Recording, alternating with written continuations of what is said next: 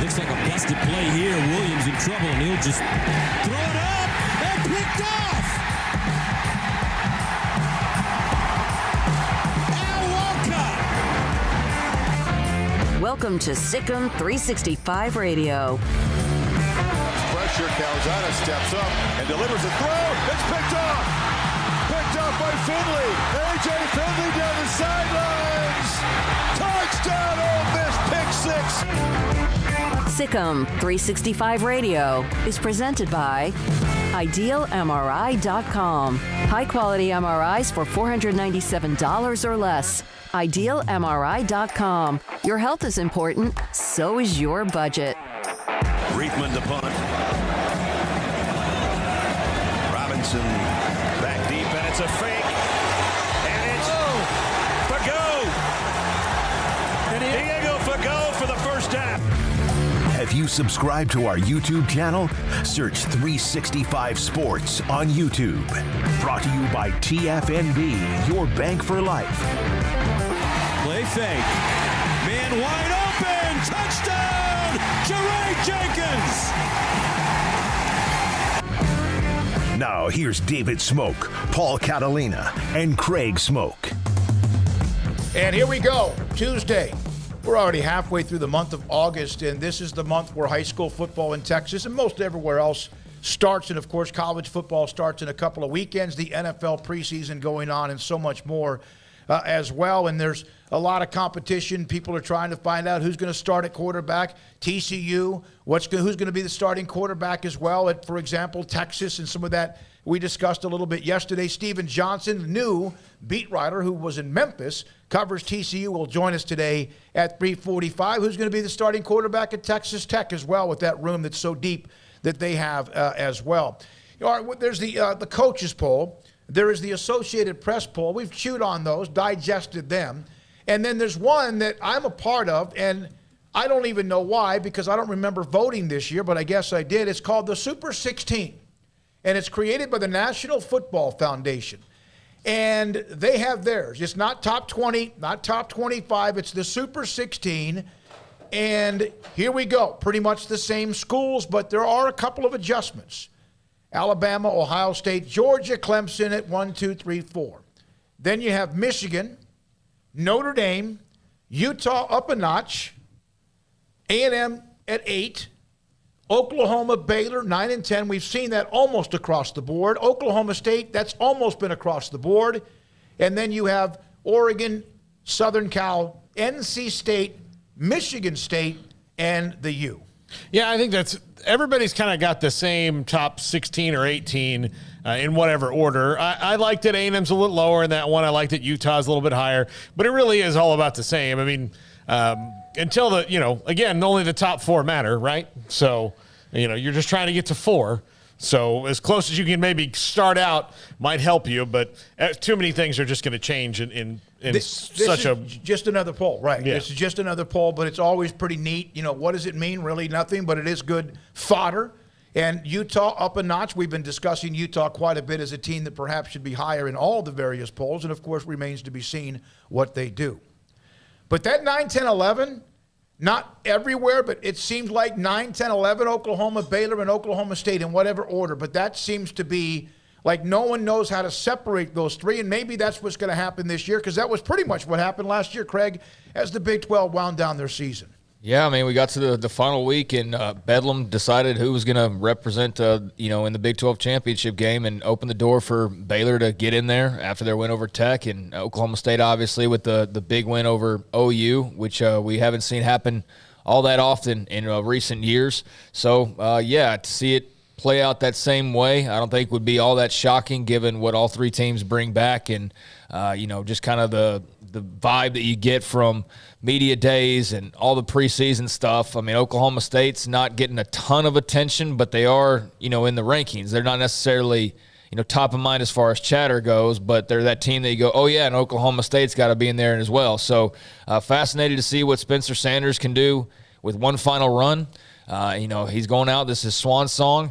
Oklahoma, obviously, has got a chip on their shoulder for the first time in a long time because of the fact that they have a brand-new head coach, and Baylor's obviously trying to run it back. So we'll see how that works for those three, but I think there will be some others that have a little something to say as well. Put that up again, Garrett, the Sweet 16 up again. Alabama, Ohio State, and Georgia, Clemson. That's pretty much been lockstep barrel. Michigan at 5. They've been anywhere from 5 to maybe 8 or so. And then Notre Dame at 6. That's kind of, they've been in that bubble, 6 or 7 or whatever. Texas A&M has been as high as, 6 in one of the polls. They're at 8. And then Oklahoma, Baylor, and Oklahoma State at 9, 10, 11. Here's Oregon. We don't mention them a lot. The Ducks at 12. And then you have back-to-back Pac-12 teams, by the way, with USC at 13. There's NC State. We've discussed the Wolfpack quite a bit. Mel Tucker, what he's done at Michigan State at 15, and Miami, who we highlighted earlier in the week. In fact, on Friday of last week, is at number 16. So you have 3 SEC. I believe you have 3 Big Ten. I believe you have 3 Big 12. And I think you have 3 ACC in that top 16. And there's got to be, who am I missing? There's one independent. Brigham Young. No, not Brigham. I'm Notre Dame. Notre Dame. That's right. So it's pretty evenly spread out, by the way, when it comes to the Super or the Power 5 conferences around the United States and in college football. Now, here's Andrew McClintock, who is he's an analytics guy, and he put this out yesterday. This was after the top 25 went up, and I talked to Adam a little bit by text earlier. He's going to join us next week. Now, here's what he said about the top 25. Now, everyone can have their part of this and, digest it and discuss it or be, oh, my God. Well, he said, according to my power index, that's his power index, not an opinion, but the power index, these teams are ranked too high in what is the AP top 25. And he goes, Notre Dame, Baylor, Oregon, Oregon State, NC State, USC, Michigan State, Pittsburgh, Kentucky, Wake Forest, and Houston. That doesn't mean they're like 5 or 6 spots or 10 spots too high or whatever it might be. He just basically, based on his index, 1 through 25, these schools are higher than what his index shows. All right. I mean, I don't know what his formula is, so I'll trust his word on that. Does he have a tweet that says, hey, these are the teams that I think are too low? Do you know that? Because I mean, that's half the top 20. He's on his way out of town, and so he said he was going to try to get that to me. I mean, yeah, that's cool. There's not much there to that other than he just thinks they're too low. So I don't really have much to chew on with that. But yeah, I guess I'd be interested to see who he thinks in the 11 or more that should be higher are. But without that, yeah, I don't know. What do we normally do when a poll comes out? What do we? Which of these two do you do first? Who's too high or who's too low? I like, honestly, with the preseason poll, I don't really get too into the weeds on it. It's the preseason poll. It's based on absolutely nothing to do with anything but what's on paper and a little bit of what happened last year. So, I'm doing my best to cover Baylor as closely as possible, and there is a lot to like that's coming back from last year. There's also a lot to like from this offseason, but do I know that puts them over the top of Oklahoma right now? I mean, yeah, I think it might, but I don't know that for sure. Does that put them over the top of Texas or Texas Tech? Yeah, it probably does, but I don't know that for sure. So, it's all just a guessing game. So, I think the week 1 preseason poll, okay, that's your opinion, but what do you normally there's nothing to go off of. It's a preseason poll. We've been through that. It doesn't matter, but I still think that it's a poll that we discussed. Do you look at who's too high or too low first? I look at probably who's too high. I mean, just for example, what I look for is too high, which probably teams that I think probably shouldn't be ranked at all, like that are there on name. That's the first thing I look for. is, where's Notre Dame and A&M and Texas and, does Florida State or Nebraska sneak in there because, they closed out well because they were good in the 90s. For years it was how many, who's going to say this is the year for Michigan? Now it finally was the year for Michigan to win the Big Ten last year. But those are the things I look for, and I'm curious about. USC was one of those teams. Those are the things I look for to see if the national people think that these teams will be relevant again, and then I wonder why. Like, what do they think that I don't think or know that I don't know? Those are the things I look for. But I don't put much weight behind it because, again, there's going to be a bunch of people in a room at the in Grapevine at the Gaylord deciding what happens later on that makes this all inconsequential. All right, we saw who he thought was too high. Here is who he thinks, based on his numbers, in his opinion, are too low. Now, with Texas, they're not ranked, so he might have them at 24, 25. Penn State, Tennessee, Florida, they weren't ranked. Ole Miss, Iowa, UCLA, and Texas. Those were the ones he said, not as many that are too high, and he might have about half the poll, which is just exactly where it needs to be. So, see, I wonder about Penn State a little bit in that they kind of confuse me because I think they have a really good coach. Might be a little bit overrated, by other teams, but he's a really good coach in James Franklin. Hasn't really done the big things yet, but he's a good, consistent coach. They have a quarterback who might be okay, but might not. Their defense should be okay, but, they lost a good skill player last year. Their offense is abysmal most of the year. So I don't know. I really don't know about them. That's a confusing team to me. Well, and I also think, what is underrated? Yeah. What is overrated? Is it that you don't belong in the top 25? Is it that you don't belong in the top 10? Is it that you're not going to win 10 games, you're only going to win 8? What's overachieving? Is it that you're expected to win 6, but he actually thinks you're going to win 8? And you're not in the top 25, but you'll be in that? Or you're in the back half, but you should be in the top 10? There are questions there to kind of narrow that down. So, just on the surface, sure. Those teams are better than whatever ranking they're at or not ranked, but, to what degree? Is Texas a top 10 team, or are they just 24? You know what I mean? So, yeah, I'm just curious about that part of it. But, yeah, I think everybody's got strong opinions about who they think is overrated right now or who they think is underrated right now. And I'm just at the point where I am so thankful that in less than 2 weeks we're actually going to see that. Absolutely. Because I get that this is part of the preseason, and it's the polls, and I'm sure that there are some people out there that are squeezing every amount of juice they can out of this one piece of media that we're handed, right in the build-up to the season. It's fun to see the AP and the coaches and the Super 16 or whatever else come out and all these award lists and everything. But, ultimately I think we're all here to see what actually occurs, and the build-up is great. But because of all the extracurriculars going on, it feels like we've been building up this season for 9 months now, because it's never really taken a break. You know why? Because we've been building it up, but we've also had so much that's outside of the game. That's what I'm talking about. We had the drama of realignment and much, much more. And so it does seem like it's been the longest offseason, and yet it's never really been I don't even know if there was an offseason at all. All right, so that's that. The UCLA Regents are meeting tomorrow to discuss their move to the Big Ten. There's nothing I can think of that would change their mind, but I believe they're going to sit down and chat a little bit. That came from John Wilner. And then, do you have the one, Garrett, about parking tickets? I sent that to you earlier today from Brian Fisher about parking tickets. Man, our email's not connecting very well today. Let's take a break. It's 3:13, Sick on 365 Radio and 365 Sports. Stonewood Dental. It's interesting today I get to talk about them because very soon I'm going to visit with Dr. Steve Childress about crowns. I had my last appointment today with Dr. Warren with the Brazos Oral and Facial Surgery and was cleared that I can now have the crowns put in after he pulled a tooth and the other one basically was already gone. And so Dr. Steve Childress will be the one. He's my dentist, and he makes an experience of going to the dentist comfortable. How many people have ever said that?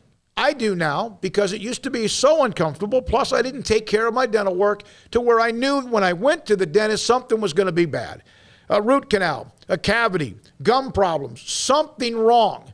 Well, Dr. Steve Childress changed my mind with that, the way he handles my dental work, and so does his staff. And pretty soon, new crowns are going to be put in to help me feel even better about my smile. Dr. Steve Childress and Stonewood Dental in Robinson, Texas. TFNB Your Bank for Life is the official local bank of Baylor Athletics. Find out why more Central Texas are making TFNB their bank for life. Sign up for our Edge checking and savings accounts to earn interest or cash back. With 5 convenient locations and an award-winning mobile app, banking has never been easier. TFNB Your Bank for Life. Member FDIC. Boots add protection. Good boots help you climb better and move forward faster. And when your son or daughter steps into the boots of a U.S. Army officer, they also learn how to lead. In these boots, they'll gain more confidence with expert training in one of more than 150 occupational specialties. In these boots, they'll stand a little taller and lead a team with diverse backgrounds and areas of expertise to successfully accomplish whatever challenge comes next. In these boots, they'll earn respect with valuable experience from day one that will give them solid footing for success into the future. Highly qualified candidates who earn a spot on our team can receive comprehensive health care coverage, college tuition assistance, and a bonus of up to $40,000. See all the things your son or daughter can achieve in our boots at GoArmy.com. U.S. Army Waco Recruiting Company, 254-598-8131 or 254-776-1543.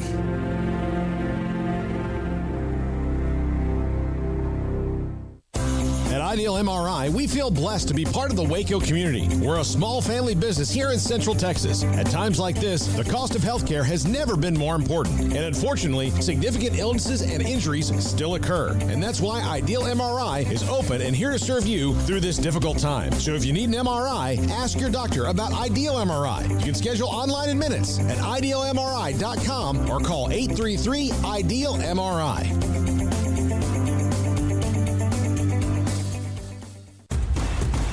Hey, this is Bryce Petty, former starting quarterback and 2-time Big 12 champion, and I know firsthand the importance of being in top shape both on and off the field. So listen up, men. If you're feeling beat down day in and day out and looking for that high-performance edge that separates the men from the boys, then look no further than the Petty Clinic Low T in Waco. Petty Clinic is a comprehensive men's healthcare clinic with an atmosphere catering to men. Board-certified Dr. Kent Petty has a special interest in offering the highest quality medical care to men of all ages. Some of the services offered include screening and treatment for low testosterone or thyroid, infertility, high blood pressure, diabetes, high cholesterol, sleep apnea, while offering comprehensive wellness exams and complete men's health lab panels. High performance men, remember, it's not just a Petty thing. This is Bryce Petty, encouraging you to reach out and Google search Petty Clinic Low T or go to pettycliniclowt.com and get your complimentary lab screening today.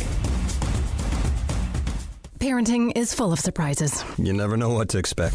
So after our son was born, I called my Texas Farm Bureau insurance agent to set up a life insurance policy in case something happened to me. Sawyer is now 2. And we'll soon have a sister. There's no one else I would trust with protecting my family. Stop by and see our agents at one of our 3 McLennan County locations. Coverage and discounts are subject to qualifications and policy terms and may vary by situation.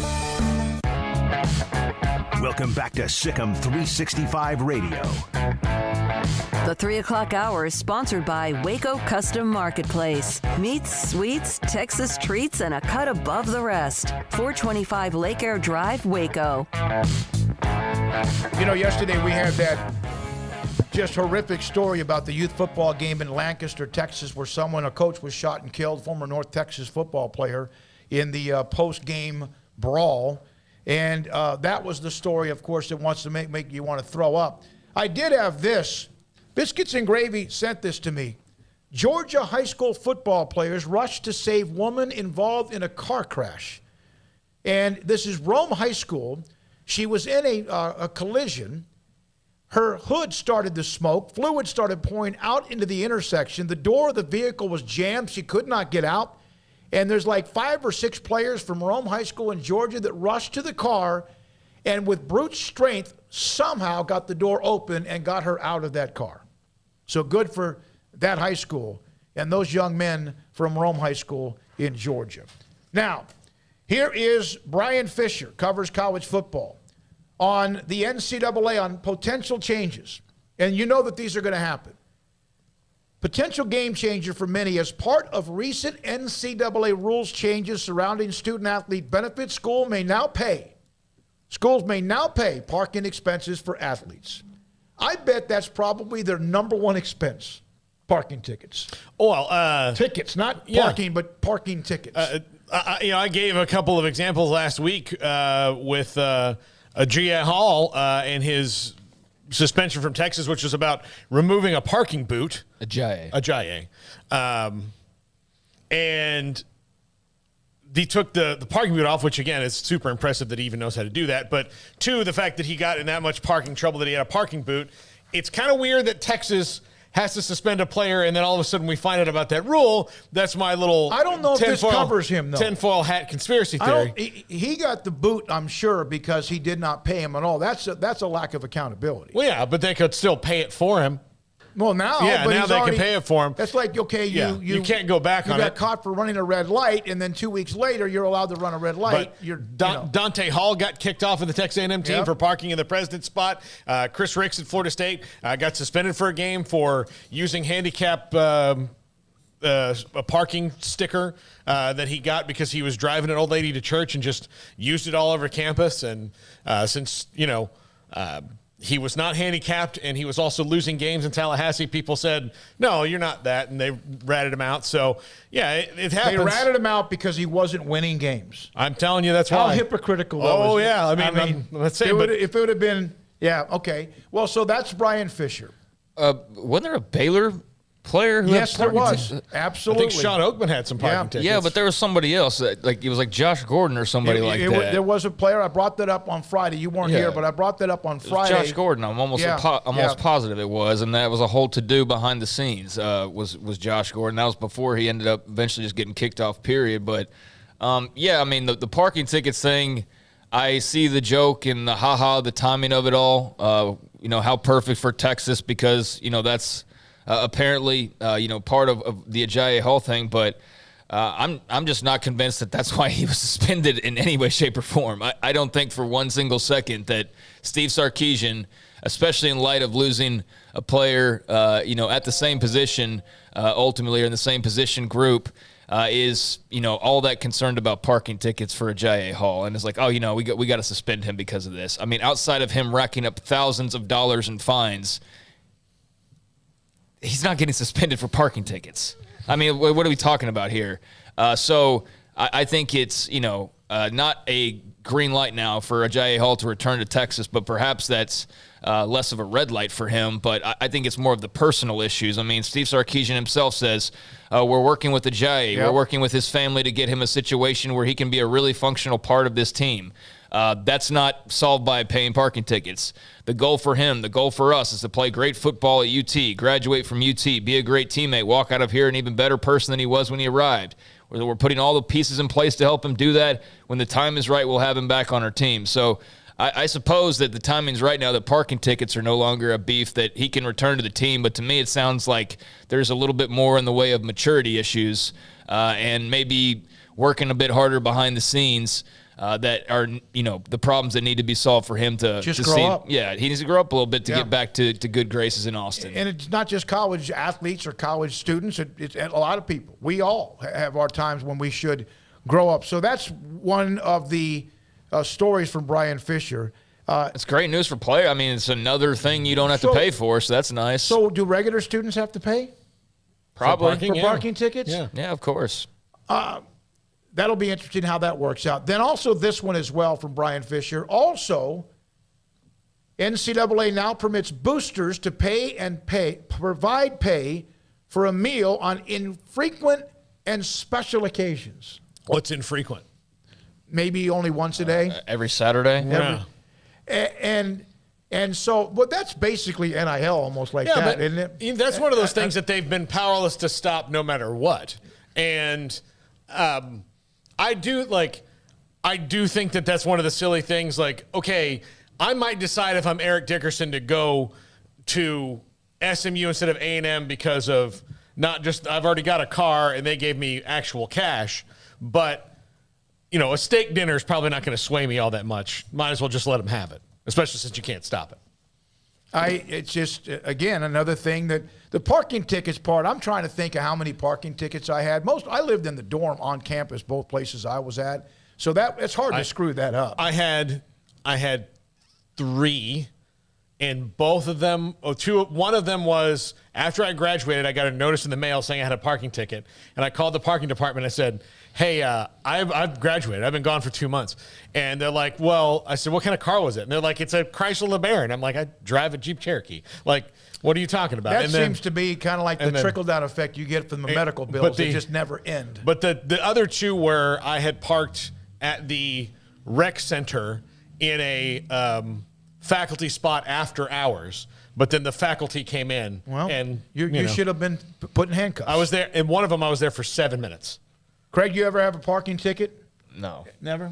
No. Not at parking. I'm talking about in college. No. Okay. I've not had a parking ticket. No. I was on campus, so it was hard for me. I had to really have just abused something for me not to have gotten the 7-minute one. I was going to referee an intramural football game, and my whistle was in the intramural office. I parked in that spot. I walked in. I grabbed my whistle. I grabbed some papers off the desk that they told me to bring. I said hello to the lady that was the secretary, asked her how her granddaughter was. I walked out, and the meter maid was there.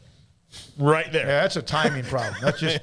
It's like when you're in a place that's got a bunch of restaurants or sports bars or whatever, and it's real tight. The one that we went to just north of Oxnard that we'd go up to on occasion, and man, I'm talking, they were up and down that street waiting for somebody to screw that up. So that's a couple of new benefits for college football athletes and what has now the NCAA has on the table as well. Now, there was one other thing today in college football. TCU, and we will have Steven Johnson on this. From Jeremiah Donati, the AD, Horned Frogs don't listen to the uninformed. TCU is participating in the EA Sports college football game coming out next year. We have already been providing EA Sports with pictures and sounds from TCU football game day, and I think you'll enjoy it. Yeah, I thought that was weird that a team wouldn't participate. You'd have a revolt on your hands for the players who, since EA Sports is contracted through Open Doors, can make deals with all of them to use their name, image, and likeness and cut them in for a portion of that money. And since this, I think it would just be dumb but for anybody to stop it, considering that this whole thing that they had built up, the house of cards they had, was knocked over because of a video game. Yeah, you know where this stems from, right?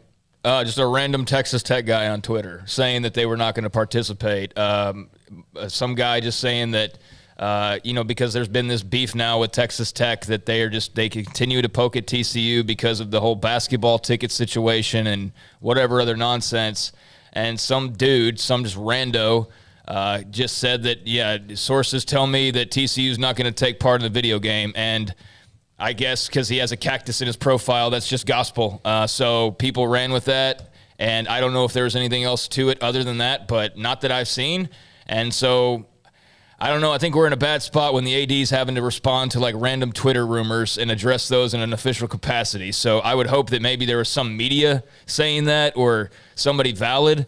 Not to say that you need a blue check mark or have to be in the media to be valid, but like rando fan just throwing something out there. Why would a random Texas Tech fan have knowledge on TCU not participating in the NCAA video game?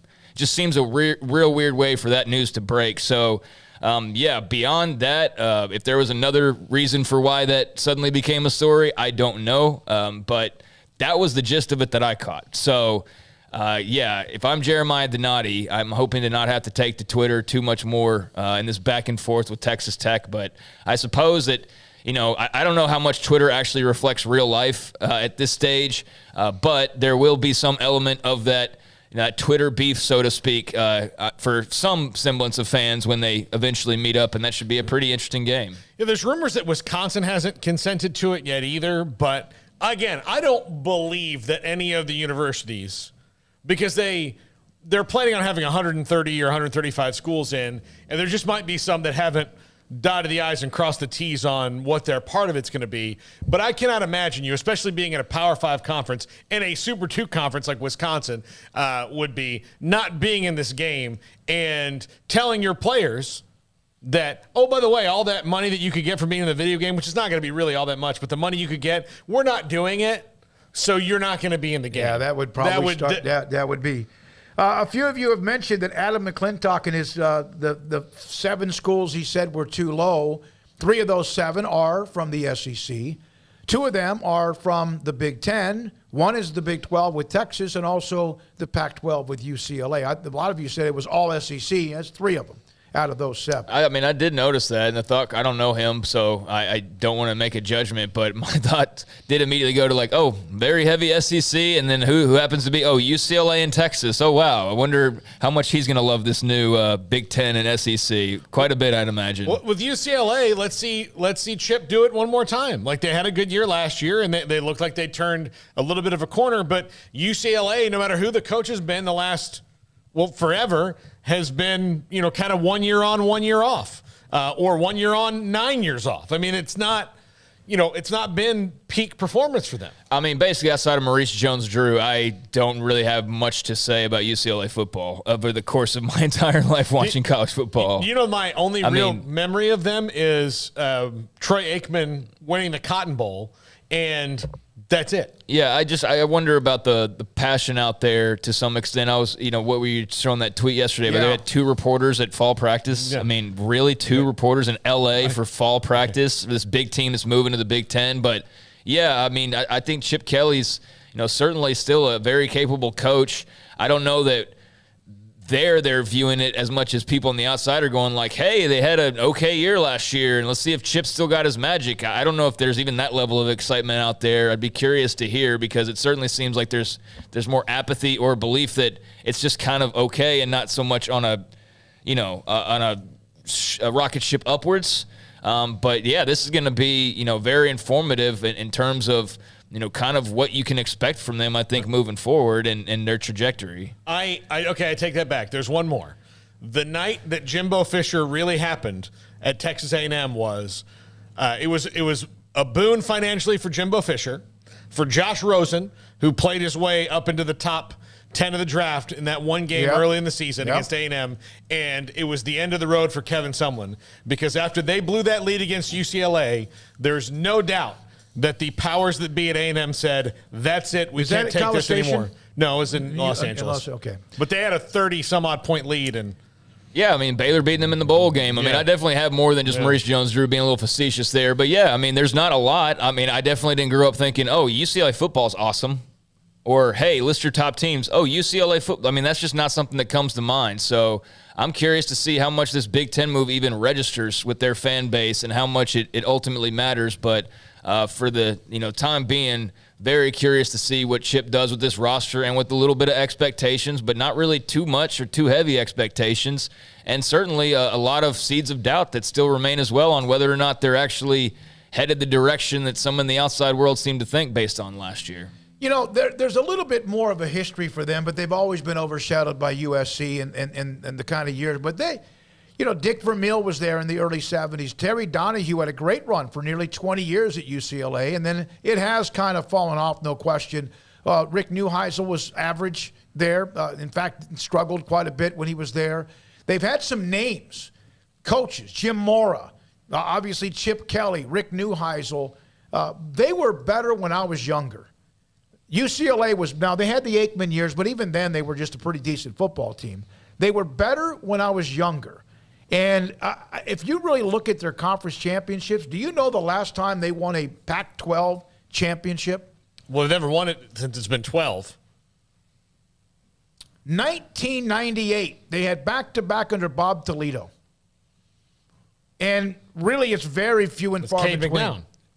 Okay. Yeah. There you go. Yeah. Terry Donahue and the had 5 or 6, including with Aikman in 87. It would have been Aikman in 1987. They just really have struggled over the years. And Mora was above 500. Baylor went out there and beat the hell out of them in the Holiday Bowl. And but yeah, there's it. You almost wonder. Do you like their? I love their uniforms. Are very, very pretty. They're classic. They're classic. Classics, But you wonder almost sometimes. We've seen them. You wonder about them, and are they just tough enough? And that's, of course, what Chip Kelly is trying to get them to that point. If John Calipari had made his same argument about UCLA, I'd have been like, yeah, you're right, John. Gerry Bohanon won the Heisman in 67. That's what I remember as well about UCLA. That's about it. Yeah. Now, our good friend Bob Thompson, former Fox Sports executive.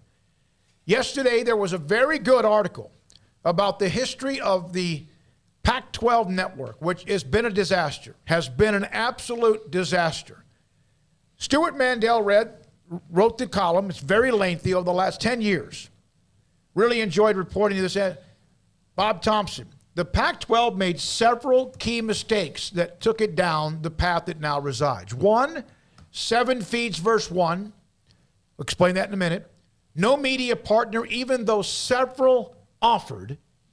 Rebuffed media partners again, even though it was clear the strategy wasn't working. And Larry Scott thought he was smarter than the Big Ten and the SEC. Nope. Well, what they were trying to do was what some of the teams like the Yankees and the Mets have done with the Yes Network and SNY and things that they own. And they own them free and clear, and they, have gotten distributors. But there's a difference. They're the Yankees, right? And so because of that, they were able to do that. He was trying to copy that, which, had it worked, would have been brilliant.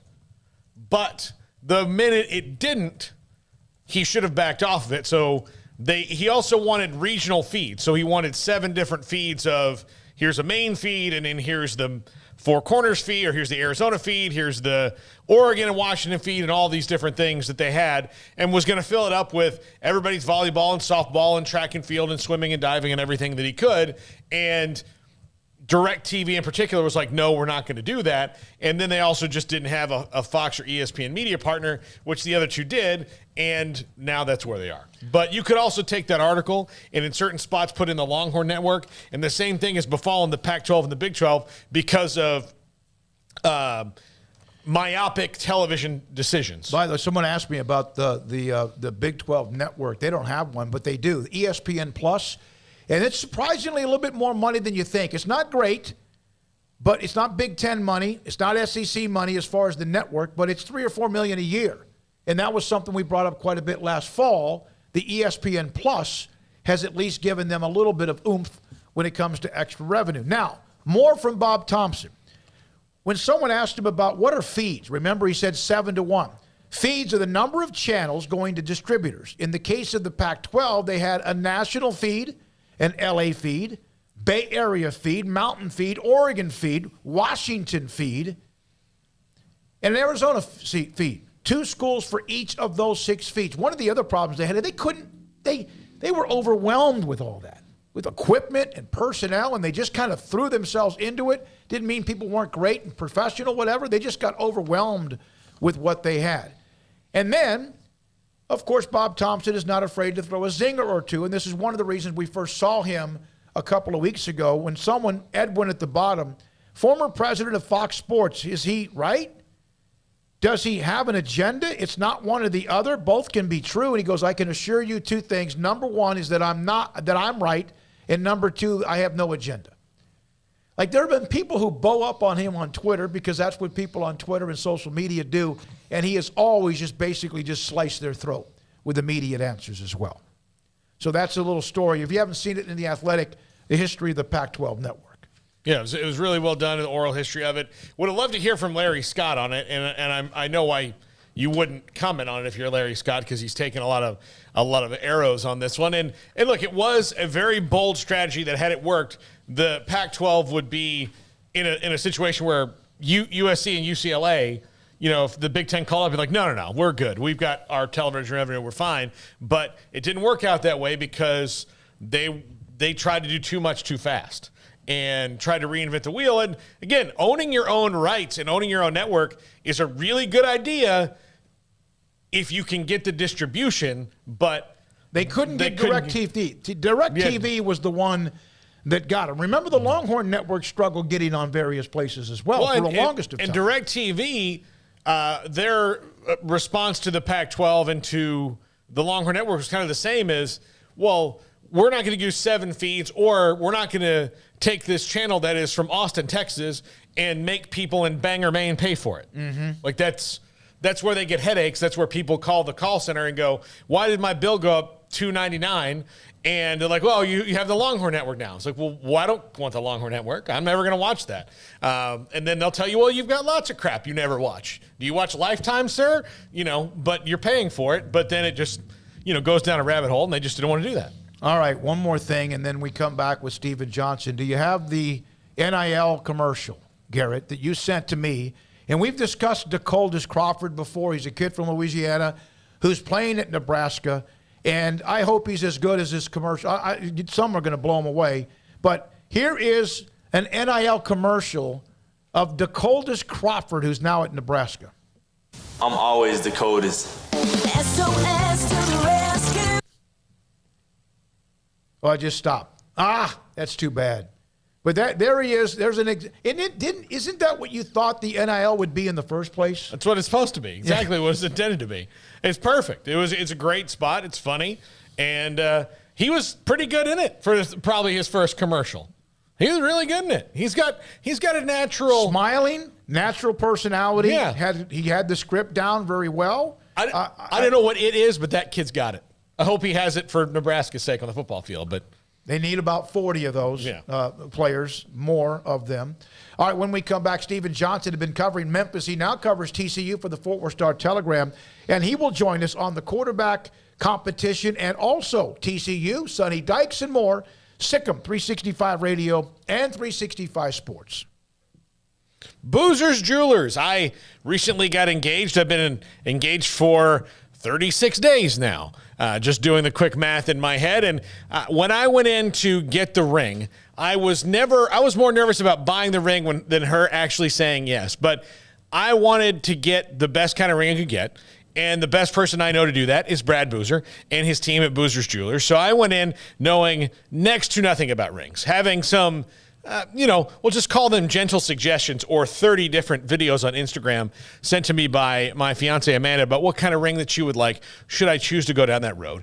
And if you were going to propose to someone, you need a one-of-a-kind ring because your fiance, your beloved, is one of a kind. So you go to Boozer's, you tell them what you want. They do a design for you. They show you the different things about it. You do it, you kind of just hit play, and they go. They took care of the whole thing from me from the jump. They have great options on financing. It was so easy. The ring is so beautiful. She gets compliments on it everywhere she goes. I get compliments on it for my taste, and I take them, but I owe all that to Boozer's Jewelers on Valley Mills Drive because they're the ones who gave me good taste in jewelry. They're the ones who, are probably, let's just say 15 to 80% responsible for her saying yes at this proposal.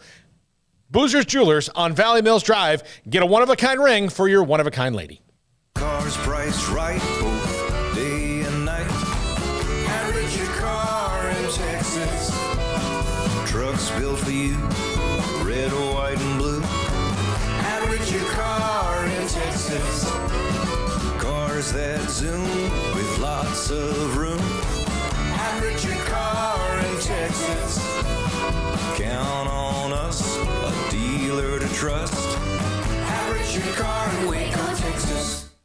One size fits all. That may be all right for an adjustable belt or cheap sunglasses, but when it comes to your financial needs, no one wants a one-size-fits-all strategy. Ben Erlinson, your Edward Jones financial advisor, knows that his most important goals are yours. That's why he takes the time to understand your needs, knowing you. That's how Edward Jones makes sense of investing. Ben Erlinson, 100 North 6th Street in Waco, 254-759-8533. Edward Jones, member SIPC.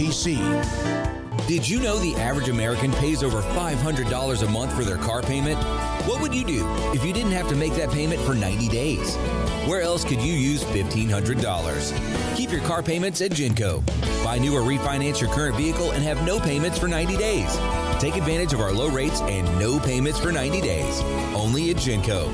Subject to credit approval, membership eligibility, and loan policies insured by NCUA. My money, my future, my credit union. Genco.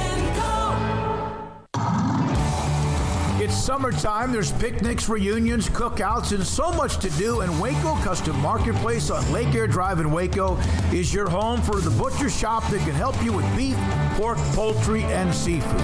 They are spectacular at being able to deliver you whatever cut of steak you want. Bone-in ribeye, however thick you want it, that's great. They'll do it. Sirloin, T-bone, porterhouse, bacon-wrapped filet. And, of course, as I mentioned, they have pork, poultry, and seafood. Their Norwegian salmon is spectacular. Also, all of the sauces and seasonings you'll ever need, all the ingredients you'll ever need to make sure you have that perfect, flawless taste. So it's delicious whenever you take something off the grill. And a full-fledged bakery as well, with fresh baked bread and kolaches every single day. Up and down the aisle of Waco Custom Marketplace, you also have what you need, from knickknacks to snacks to more, at 425 Lake Air Drive in Waco, Waco Custom Marketplace.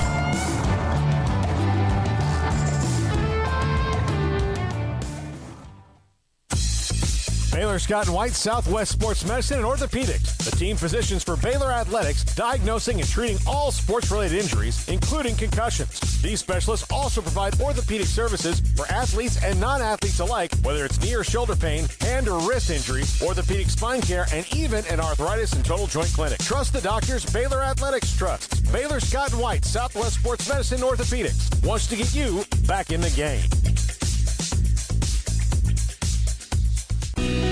Let Camille Johnson Realtors guide you seamlessly through the process of buying your dream home or selling your current one. Commercial, farm and ranch, or residential, Camille Johnson Realtors can smoothly and successfully lead you through any transaction. With a team of 28 experienced agents who are excited about serving you, Camille Johnson Realtors services the entire greater Waco area. If you're in the market to buy or sell, contact Camille Johnson Realtors, 104 Midway Center in Woodway, or find them online at www.camillejohnson.com. Camille Johnson Realtors, elegant, charming, warm. Welcome home. This is Sikkim 365 Radio. Text us at 254-339-1122. The Sikkim 365 Radio text line is sponsored by Riverbend Liquor and Wine, with the most extensive variety of craft beer in Waco. A hidden gem on Lakeshore Drive and 19th Street. Stephen Johnson, Fort Worth Star-Telegram, just picked up the beat covering TCU football. Joins us now, Sikkim 365 Radio and 365 Sports. Stephen, welcome. Welcome to Fort Worth. And do you have connections to Texas? Is this your first time working in Texas? What's your background there? Well, the funny thing is, and I appreciate you for bringing me onto the show, Memphis is my hometown, but I was actually born here in Texas, and I was born in Carrollton. We were only here for a couple years, so I guess in a way it's a little bit of a homecoming for me. I have an uncle here, and a lot of Memphis people end up moving down to DFW, so I have a lot of friends and family down here. So it's been an easy transition for me. All right, quarterback competition. Max Duggan, he's the veteran. Chandler Morris, who torched Baylor last year in that one game. Your thoughts, Sam Jackson? Where are they right now in that depth chart? Personally, I think if they made their decision today, I think Chandler will be the guy, will be the starter. It wouldn't be crazy to say all three will play. I don't think, they'll be rotating every one of them every single game, but I think there will be certain packages that maybe Max will have a chance for. And I know for a fact that Sam will definitely have his own packages, whether he's lining up at running back or even in the slot or something like that. They really want to find ways to get him on the field and get him the ball. But I think when it's all said and done, Chandler's going to be the guy. He's been the most consistent. I think he's gotten the most work with the first team. So I think he kind of has the edge right now, and they can make a decision anytime this week or maybe next. How much is it? Is it just kind of maybe more of a scheme fit for what they're doing with Sonny than they were before? Yeah, I think Sonny, when I had a chance to sit down with Sonny, he said something about Chandler, just something about his instinct and how he just reminded him of some of the other quarterbacks he's coached in the past, whether he was a head coach or offensive coordinator. So I think Chandler just really fits with what Sonny wants his offense to look like, what he wants it to be. He said he wants his quarterback to be the point guard and distribute the ball. They have a lot of pretty good receivers here. So I think Chandler's been the most accurate, especially in kind of that intermediate downfield type of passing. So I think Chandler just really fits, and obviously he can move a bit. But I think when Chandler moves, he's looking to kind of extend the play and find more open receivers as opposed to necessarily take off like Max. So I just think all of those things kind of make him a little bit more of an ideal fit for the system Sonny wants to run. Stephen, what has the talk been like in terms of expectations for TCU, or has there been much talk about that? I mean, they're a team that you're going to commonly find probably in the middle to back of the pack in terms of, where they're voted in the Big 12 as it stands, but it seems on paper to be a team that could certainly, make some things interesting. Do you get any sort of a sense on where their confidence level lies as far as this first year under Sonny Dykes? It's honestly funny because, most of the time, fans and people like that have kind of outsized expectations for their team. TCU kind of feels like one of those teams where everybody has kind of similar expectations. If things go the right way, maybe this is a team that can improve by 2 to 3 wins. I don't think anybody's really thinking right now they're ready to contend or compete for a Big 12 title, even though there might be a lot of parity in the league. So they're a team, I think they'll be better than the record they had last year. I think they'll beat a team or two that maybe they won't be favored against. But right now it's looking like this will be a team that I think will be pretty strong offensively. They have a lot of experience on the offensive line, a lot of talent at both the running back and wide receiver position. And if the defense can adjust and get up to speed with Joe Gillespie's 3-3-5 defense, we know how bad that unit was last year. So if they can take a nice step in terms of improvement, I think TCU's going to be a bowl team. And I think that's really the expectation. Get to a bowl game. Hey, maybe you beat a Texas or maybe you get into Oklahoma and maybe upset one of the top teams. But expectations have been pretty reasonable from the people I've kind of talked to. Your thoughts about what you see, and you knew he was good, in Travius Hodges-Tomlinson at cornerback, possibly an All-American candidate. Not possibly, he's an All-American candidate. Mm-hmm. Well, that's kind of been one of the bummers of fall camp. He's missed a lot of time. I think he's dealing with like a lower foot or ankle injury. Dice updated the media today. He's still expecting him to kind of either be back next week or, he doesn't think he'll miss Colorado. So I haven't gotten a chance to see much of him in person aside from maybe those first couple of days when they weren't in pads. But from everybody I talked to, they talk about his genes.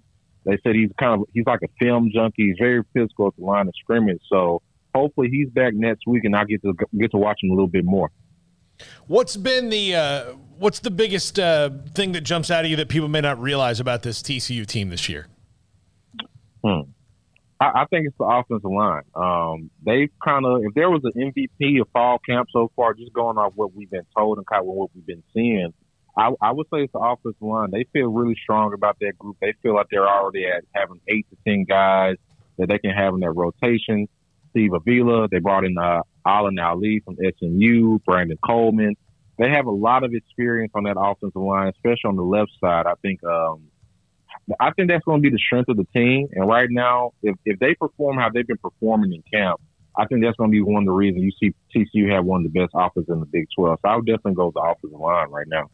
Steven, do you have much knowledge or did you have much knowledge coming in of Gary Patterson and kind of his tenure in Fort Worth to get any type of an idea on just how different maybe the players feel this time around versus what they've been accustomed to the last few years?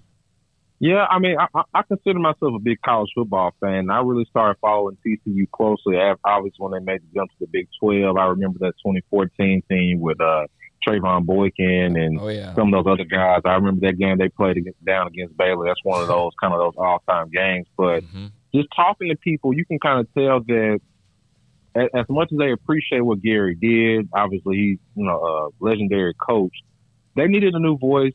There are a lot of, differences, even from the music they're playing, their practices. They said Gary used to always play his music. Now you're hearing 90s rock, you're hearing current rap music, a lot of different things. So I think the energy is just totally different, and especially his media policy. Dice's media policy is much different. We've been able to watch the first hour of every single practice except for the scrimmage. I've been told that wasn't the case with Gary.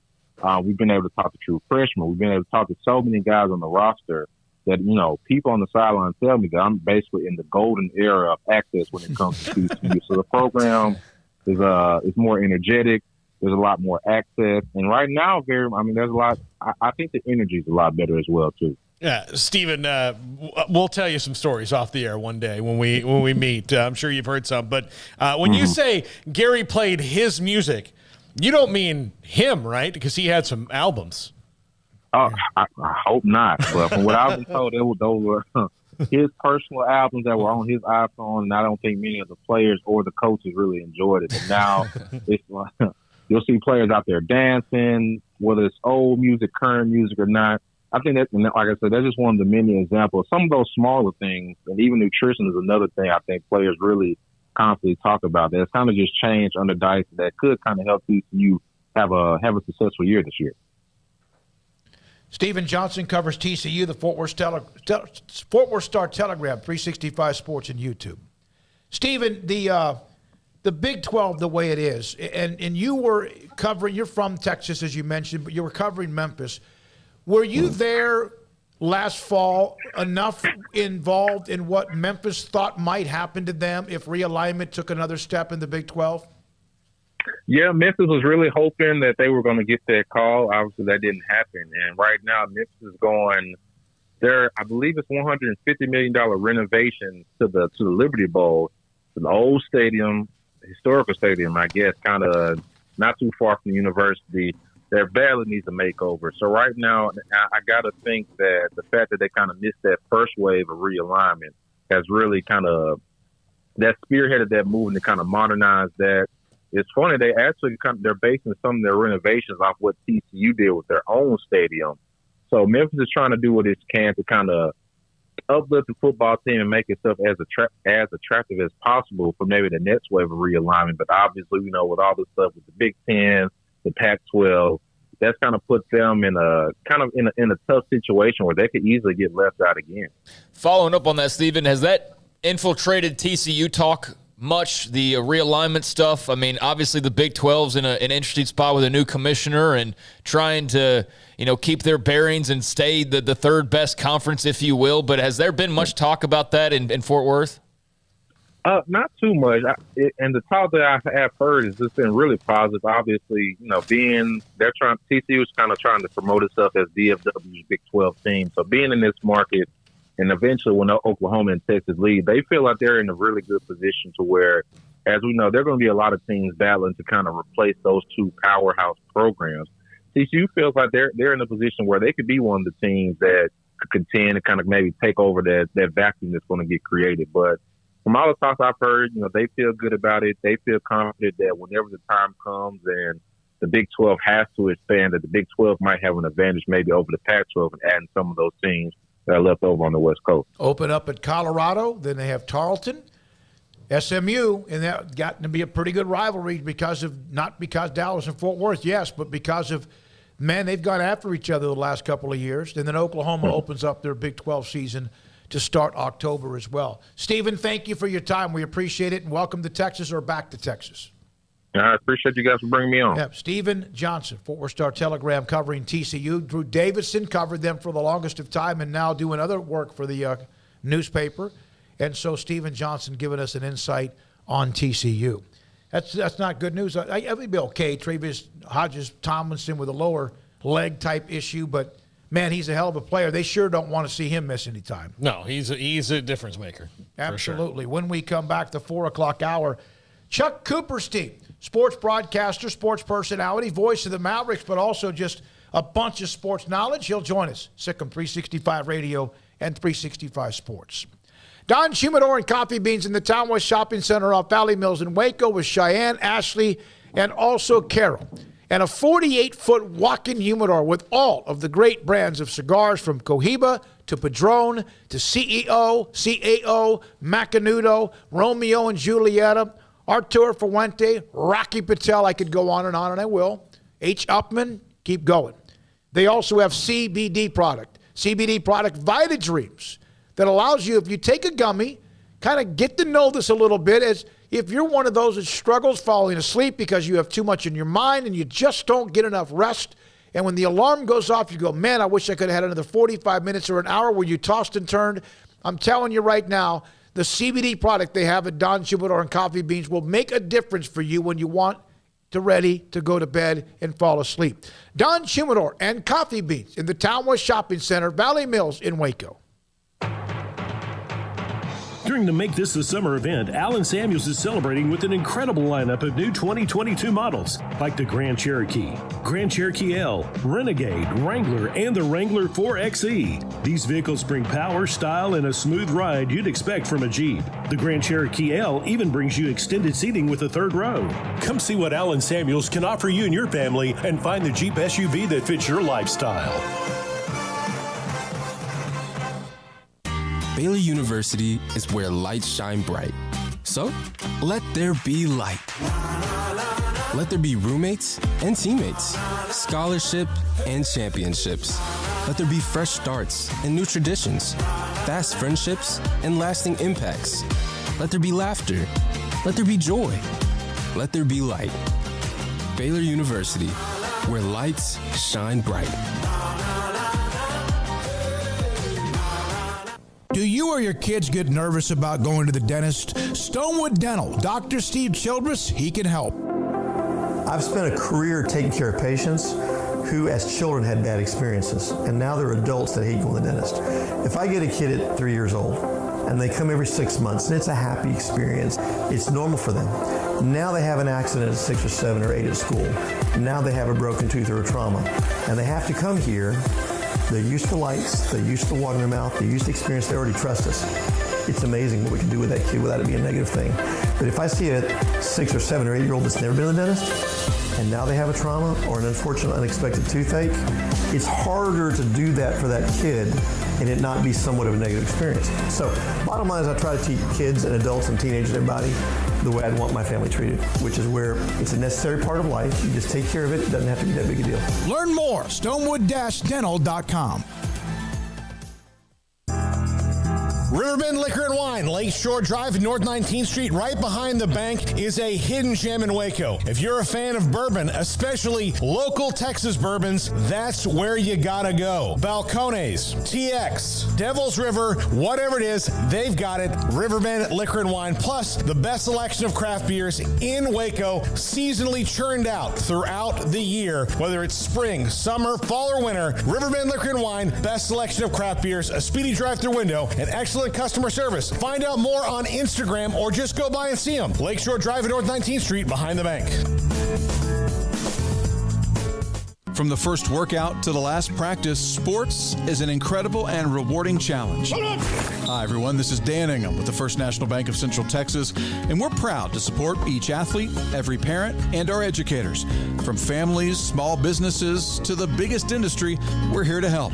With remarkable products like mortgage lending, we've got banking ideas that fuel big dreams. The First National Bank of Central Texas. Familiar faces making local decisions. Member FDIC, Equal Housing Lender.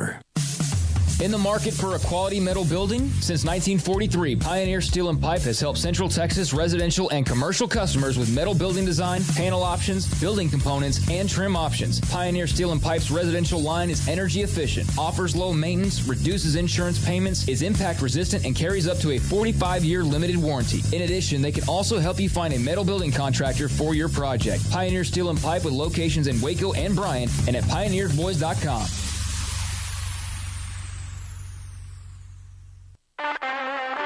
Welcome back to Sikkim 365 Radio. 3rd and goal at the 8. Bohanon looking, he's got it! Touchdown, Taquan Thornton! The 4 o'clock hour is sponsored by Boozer's Jewelers, the wedding ring store, specializing in custom jewelry and repair, all in-house. Now here's David Smoak, Paul Catalina, and Craig Smoak. Craig is on his way about a mile or so away to go watch Baylor football practice over on the campus on University Parks. And so Paul Catalina, David Smoak here the rest of the next few minutes, including, we love having Chuck Cooperstein on, voice of the Mavericks, sports broadcaster, sports personality, and as insightful as anyone you can talk to about anything sports. Chuck, thanks for your time.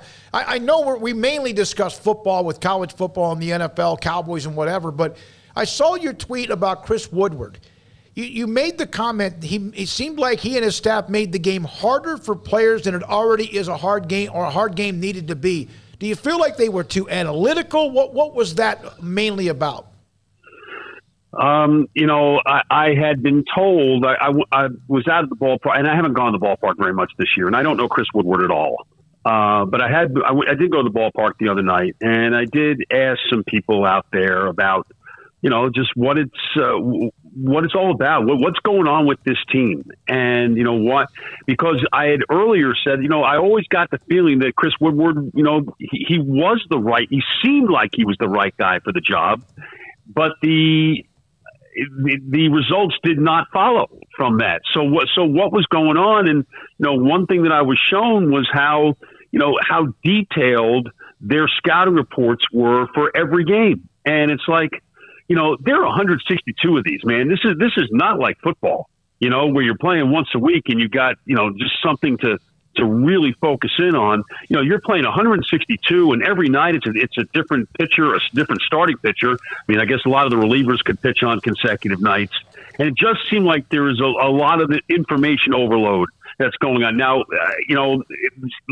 listening more and reading more today, how much of this was Woodward, and I think it was some, because I think he brought a lot of it with him from the Dodgers. But I do think a lot of this is coming from up top, and which speaks to a larger issue in baseball, to where there is no sport in which the on-field leader is less consequential than in baseball. And it seems like in this case, we heard John Daniels and Chris Young yesterday say how apparently there wasn't the same discipline in preparation, that hitters' meetings had become kind of optional. And I think maybe Woodward was trying to back off on some of that, and maybe John Daniels and Chris Young said that you can't back off on that. So I'm not sure where this all is, other than to say that I think for a veteran team like the Yankees or the Dodgers, or even the Padres or the Astros, that stuff might work. But for a lot of young guys, I'm not saying we're in the Rudy Jaramillo era of see ball, hit ball, but some of this is actually true. They can't go up there with such a cluttered mind. It's like, David, when you play golf, right? I mean, you can't have 5 different swing thoughts when you're at the play, when you're over the ball. I mean, you got to have one and go with it. And I have a feeling there was too much of that was going on with this team, especially offensively. And then you get to the issues of where I think Woodward probably got himself into bigger trouble was the fact, not so much that they were 6-24 in one-run games, but that they were situationally unaware so often. That comes back on the manager at some point, that these guys are not prepared to make the right plays. And, record aside, you have to be able just to play the game the right way, for lack of a better Larry Brown phrase. You just have to be able to do that. And maybe they just didn't do that often enough either. Chuck, this has been another tumultuous offseason for college football, and things are changing. What do you think the end game ultimately is? I wish I knew. I mean, I'm open to all suggestions as to where it winds up.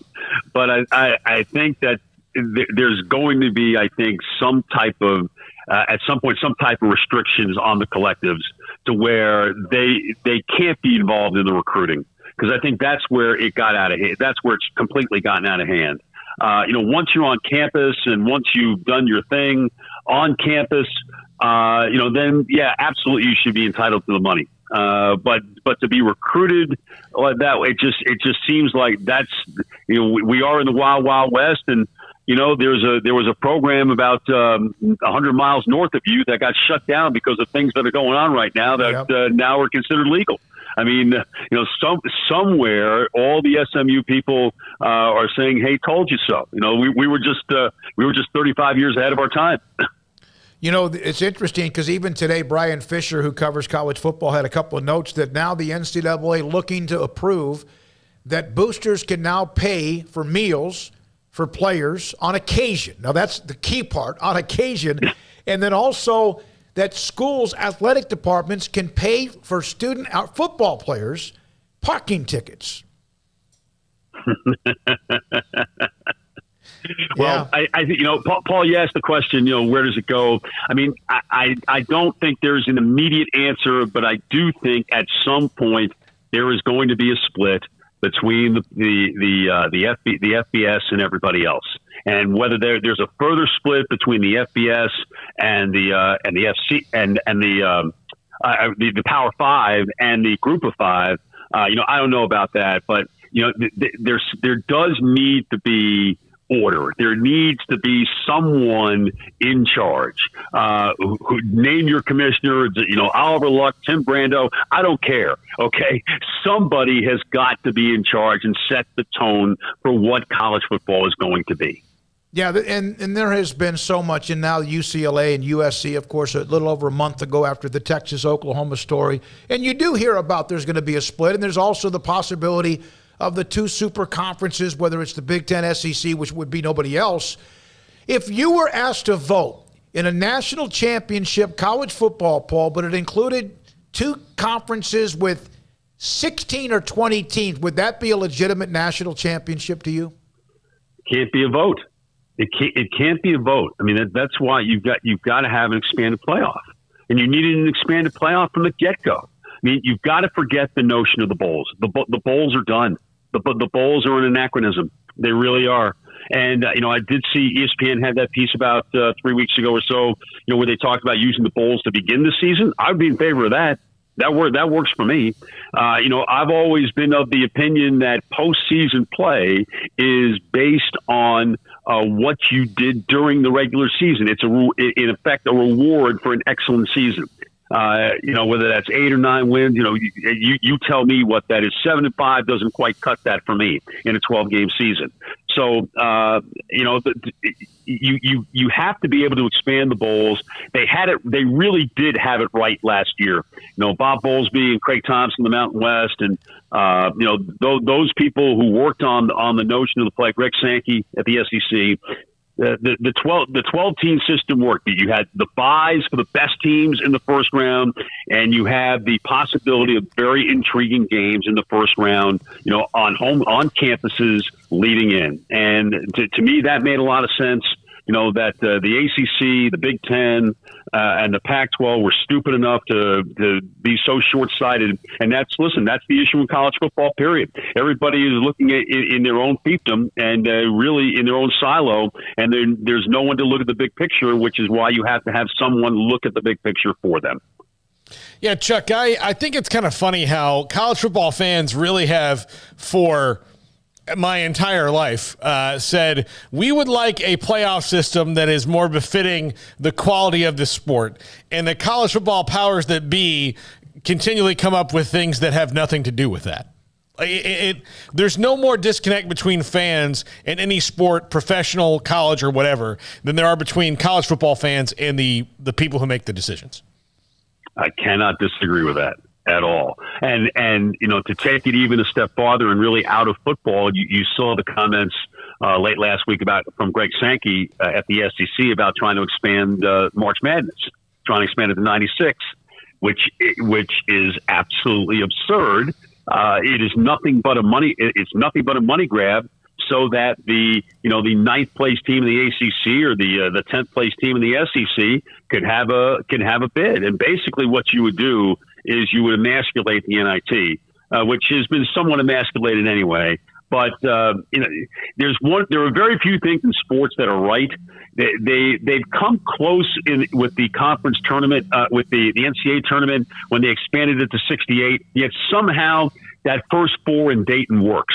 Right? It never looked like it would work, but it does work. But there's something that leads into the tournament starting on that Thursday and going for 3 weekends.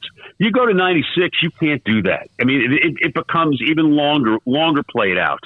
So don't mess with that. And yet again, it's a conference commissioner or conference commissioners, looking at their own world and trying to see what's best for them and not necessarily what's best for the sport. What are your thoughts on Dave Aranda, Chuck?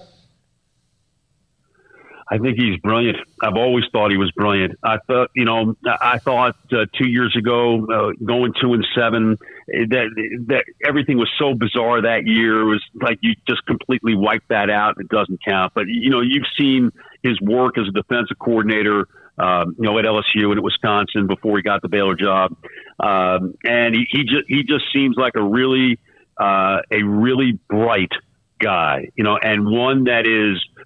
He seems he has his thing. He has his style of doing things the way he wants to do it, and he's going to stand with that. But at the same time, I think he's going to listen to his players. And I think he's going to take all the information in that he can and try to make the best decisions for his team.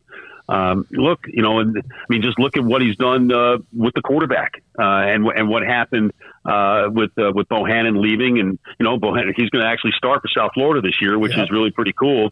But he plays Chapin in the Big 12 championship game, and he plays him in the Sugar Bowl, and he wins with them and him, and it just seems like he's taken everything good that he has learned in his many stops as an assistant coach and has brought it with him to Baylor. And the fact that, Matt Rule got this thing out of the gutter and he built it back up.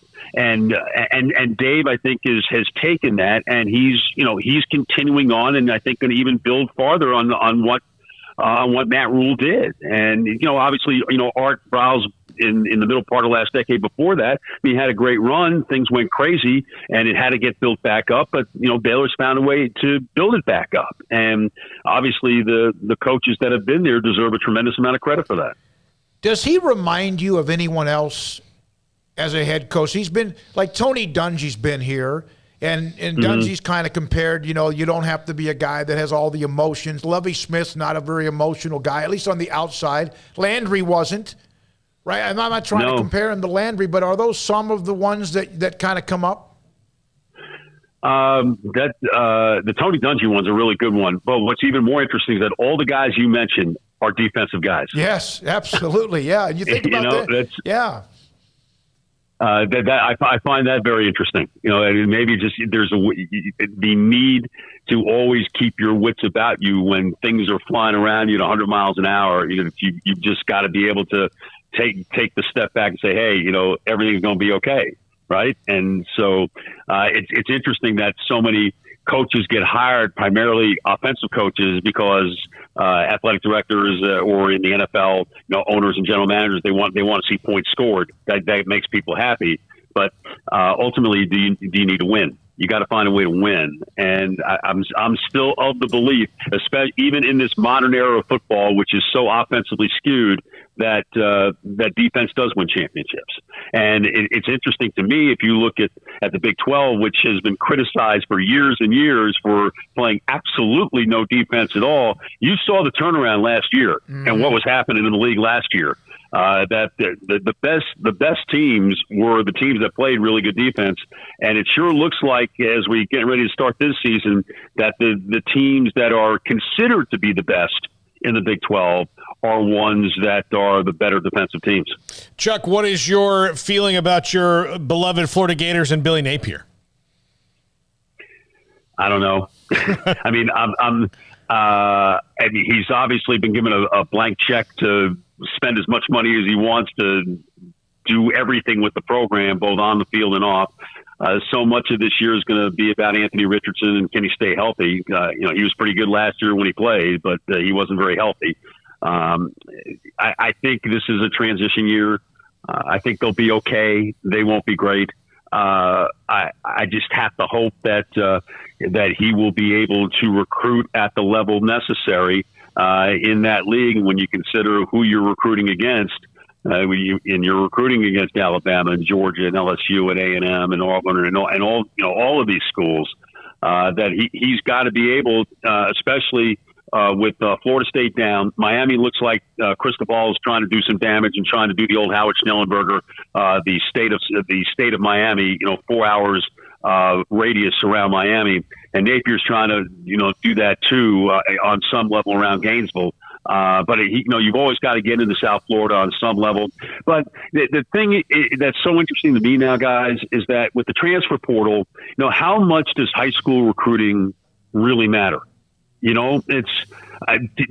Coaches want players that they're going to be able to win with, right? And you're more likely to be able to win with someone who's actually played as opposed to someone that has not. Which again speaks to what A&M, their recruiting year this year has everybody all excited, and they're in the preseason top 10. And I wish we weren't having these polls, but we have them.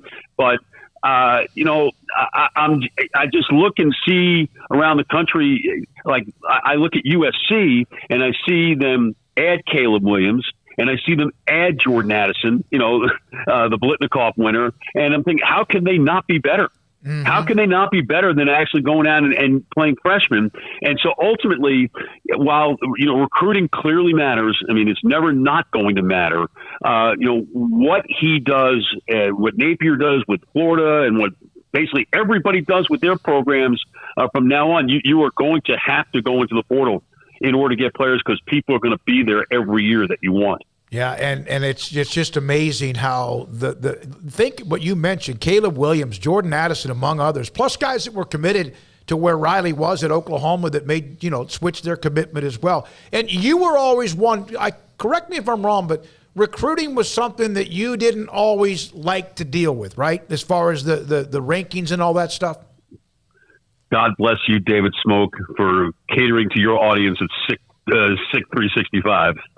Sick of 365 every day, from October through signing day in February, and keeping track of all that stuff, because Lord knows I don't want that. And again,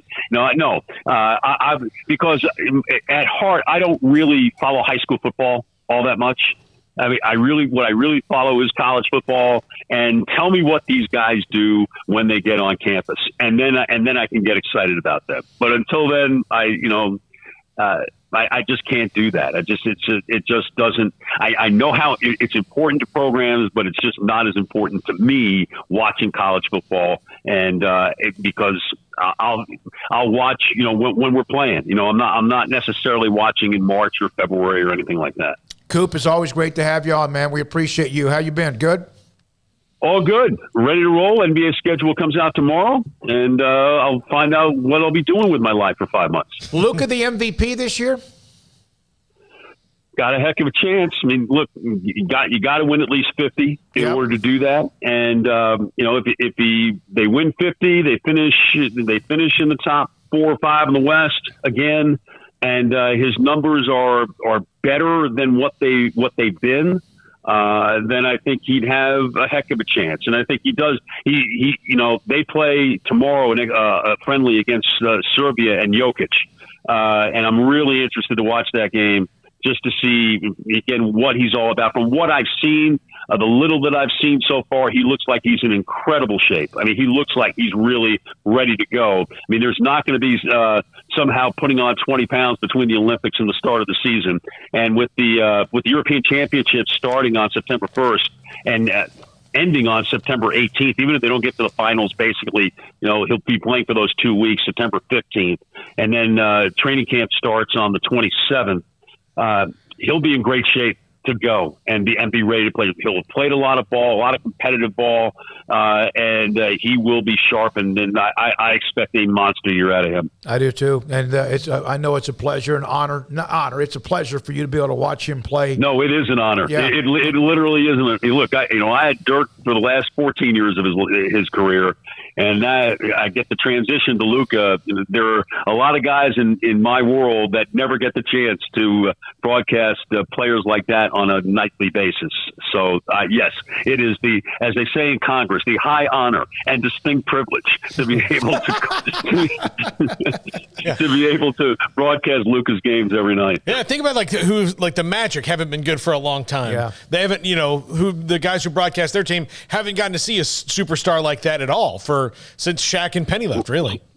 Exactly. And not like they haven't had opportunities either, drafting number one. And maybe Paolo Banchero will be that guy. But right now he's just a good-looking rookie. Mm-hmm. Thank you, buddy. Appreciate it, Coop. Great to have you on anytime. Cooperstein, Chuck Cooperstein, voice of the Mavericks. And again, just ask a question. He'll spit it out at you. And with the knowledge and experience as well. It's one thing I always remember about him is he just did not pay attention. Not that blue big-time chip players don't win national titles in conference, in Florida had a bunch of them. Of course, he went there.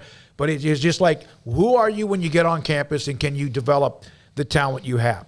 When we come back, Mack Rhodes is out this week. Jovan Overshown will join us, Senior Associate AD at Baylor, on many things as Baylor gets ready for their opening home game, not this weekend, in 3 weeks. Next on Sikkim 365 Radio and 365 Sports. We're fighting hard at Pickup Outfitters in our battle to end truck nudity. But it's not just about putting an outfit on a naked truck, it's about making sure you have the very best customer service. So we offer the Pickup Outfitters Lifetime Installation Guarantee. Over time, sometimes your outfit needs a little tune-up, maybe some tightening, adjusting, whatever. If you outfitted your truck at Pickup Outfitters, that tune-up is absolutely no charge for the remainder of the time you own that truck. We also offer free warranty assistance. If for any reason you need to use your warranty, you just bring it back to us and we take care of it. It just makes sense.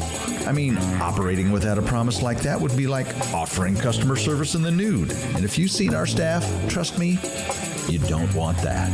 So do your part to end truck nudity by outfitting your truck, Jeep, SUV, or van at Pickup Outfitters, 220 Lake Air Drive in Waco, where we promise to serve you fully clothed.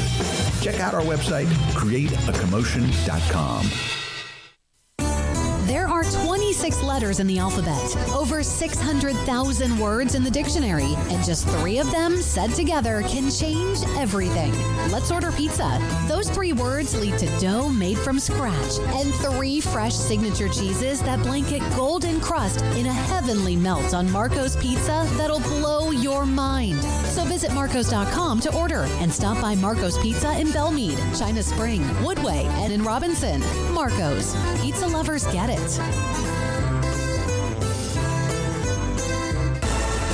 Did you know that Waco Regional Tennis and Fitness is a partner of the City of Waco? Did you know that we are open to the public? Waco Regional Tennis and Fitness offers day passes to the public for only $10 a day, and we offer money-saving memberships. Waco Regional Tennis and Fitness offers over 40 group exercise classes each week, including bar, yoga, boot camp, indoor cycling, and more. There are free weights, weight machines, TRX, rowing machines, stationary bikes, new treadmills, elliptical machines, and much more on the spacious weight room floor. Personal training available where you can be encouraged to grow. Sauna, whirlpool, tanning bed, and kids club. 17 tennis courts, 8 pickleball courts, youth and adult tennis and pickleball lessons. Waco's premier experience where you can help your mind, body, and soul. Visit our website at wacotennis.com. Call us at 254-753-7675 or visit us next to Hawaiian Falls on Lakeshore Drive in Waco.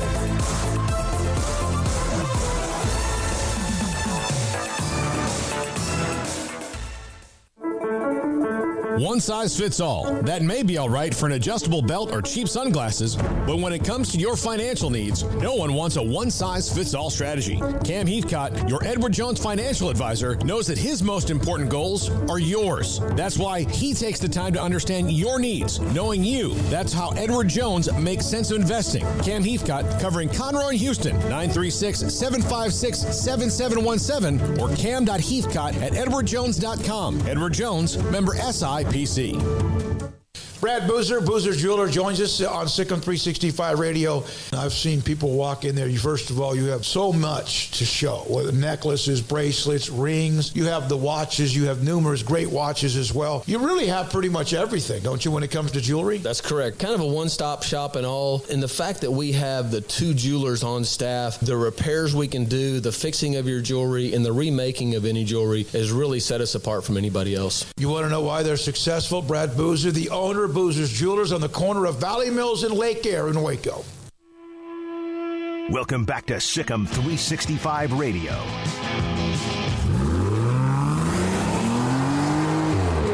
This segment on Baylor Athletics on Sikkim 365 Radio is brought to you by Richard Carr Buick GMC Cadillac. Learn more at richardcarr.com.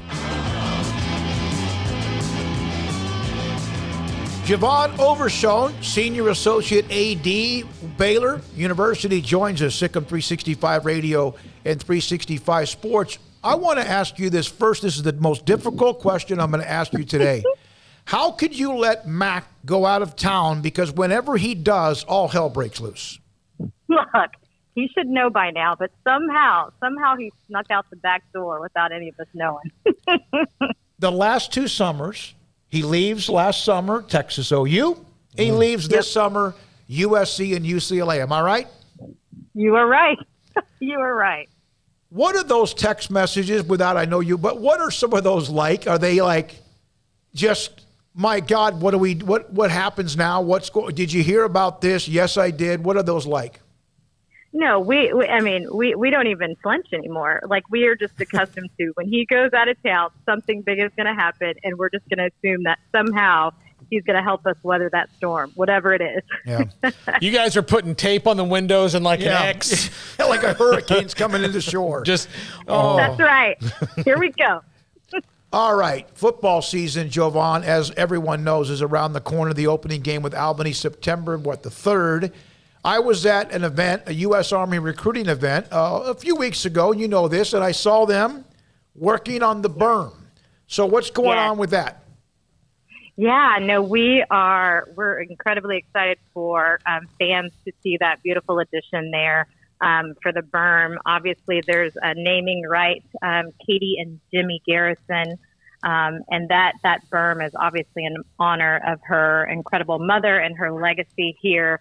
And we're just excited for that addition that it provides there, but also the contribution, the gift that to the Give Light fund that contribution went to. So there were hedges, right, bushes there, yes. And it separated basically what is I don't want to use, I guess it's like a grassy knoll and a berm, and it was just kind of, it's not that it was just there, because at times you could have a pretty good crowd there. So is it still the berm with grass, or is that what it's going to be? And who gets to sit there?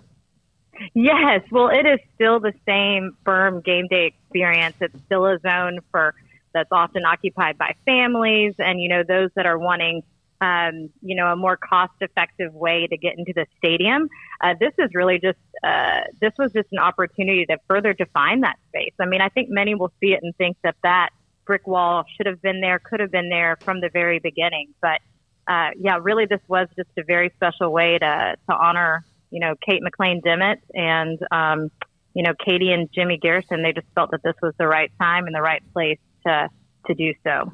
What is the sense is there relief that at least a large chunk of the I-35 project is done around the stadium before the season kicks off? Oh, can we knock on wood? The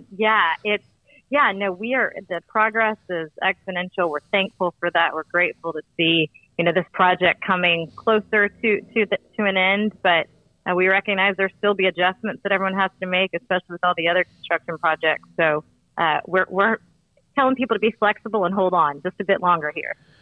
Jovan Overshown, again with Baylor University, with us in administration, athletic administration, SICM 365 Radio and 365 Sports. As there are changes, there are people who don't like change, some that do, but there's always that kind of a, like, what the hell's going on or whatever. And you've had to deal with that, and whether it's tailgating or seating or parking or what. Let's discuss the atmosphere within the stadium, which I know has been brought up before. How much have you been involved with that?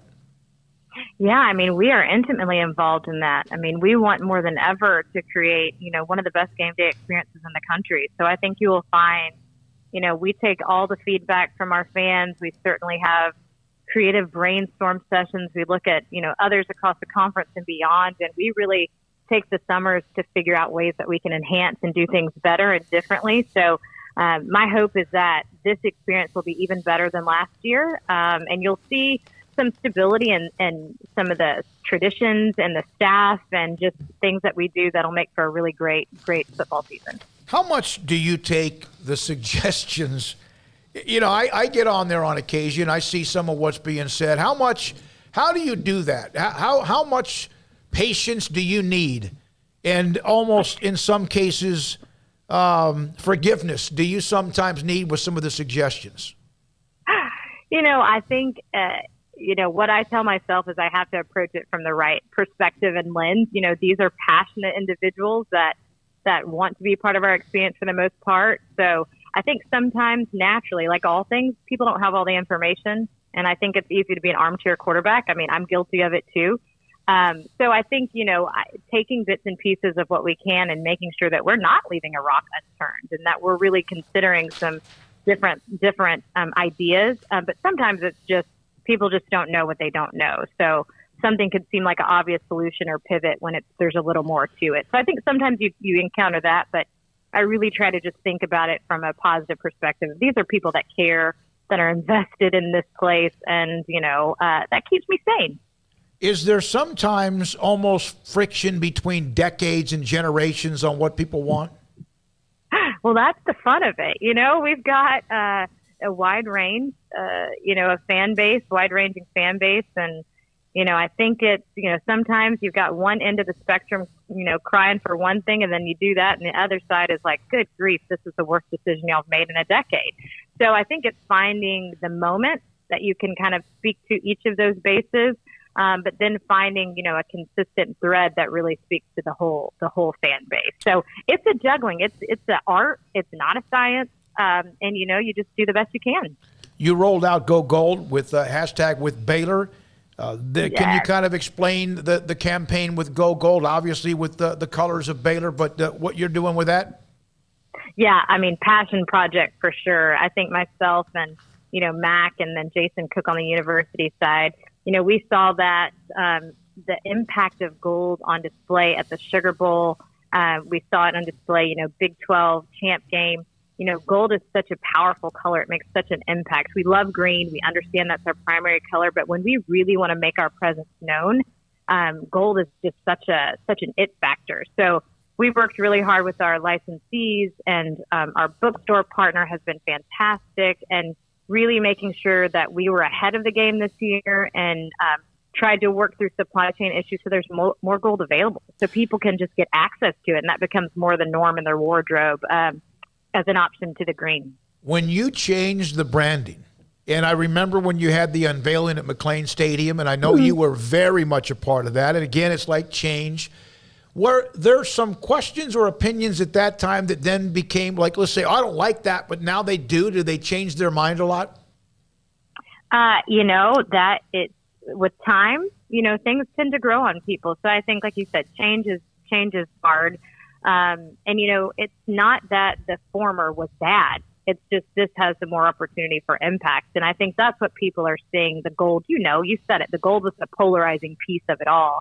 And, I think we're trying to really educate and provide messaging and storytelling behind why it is so important, why this color was chosen. And you're seeing it. You see it on display, in our venues and that powerful punch it packs. And I think people are getting on board with what it creates. The advantage it creates for our. How much I'm sorry, Jovan. How much? No, you're good. How much of this people just aren't used to having, one gold, one green? Because for years it was every green and gold that was in the Crayola box was kind of available to the fans for their shirts.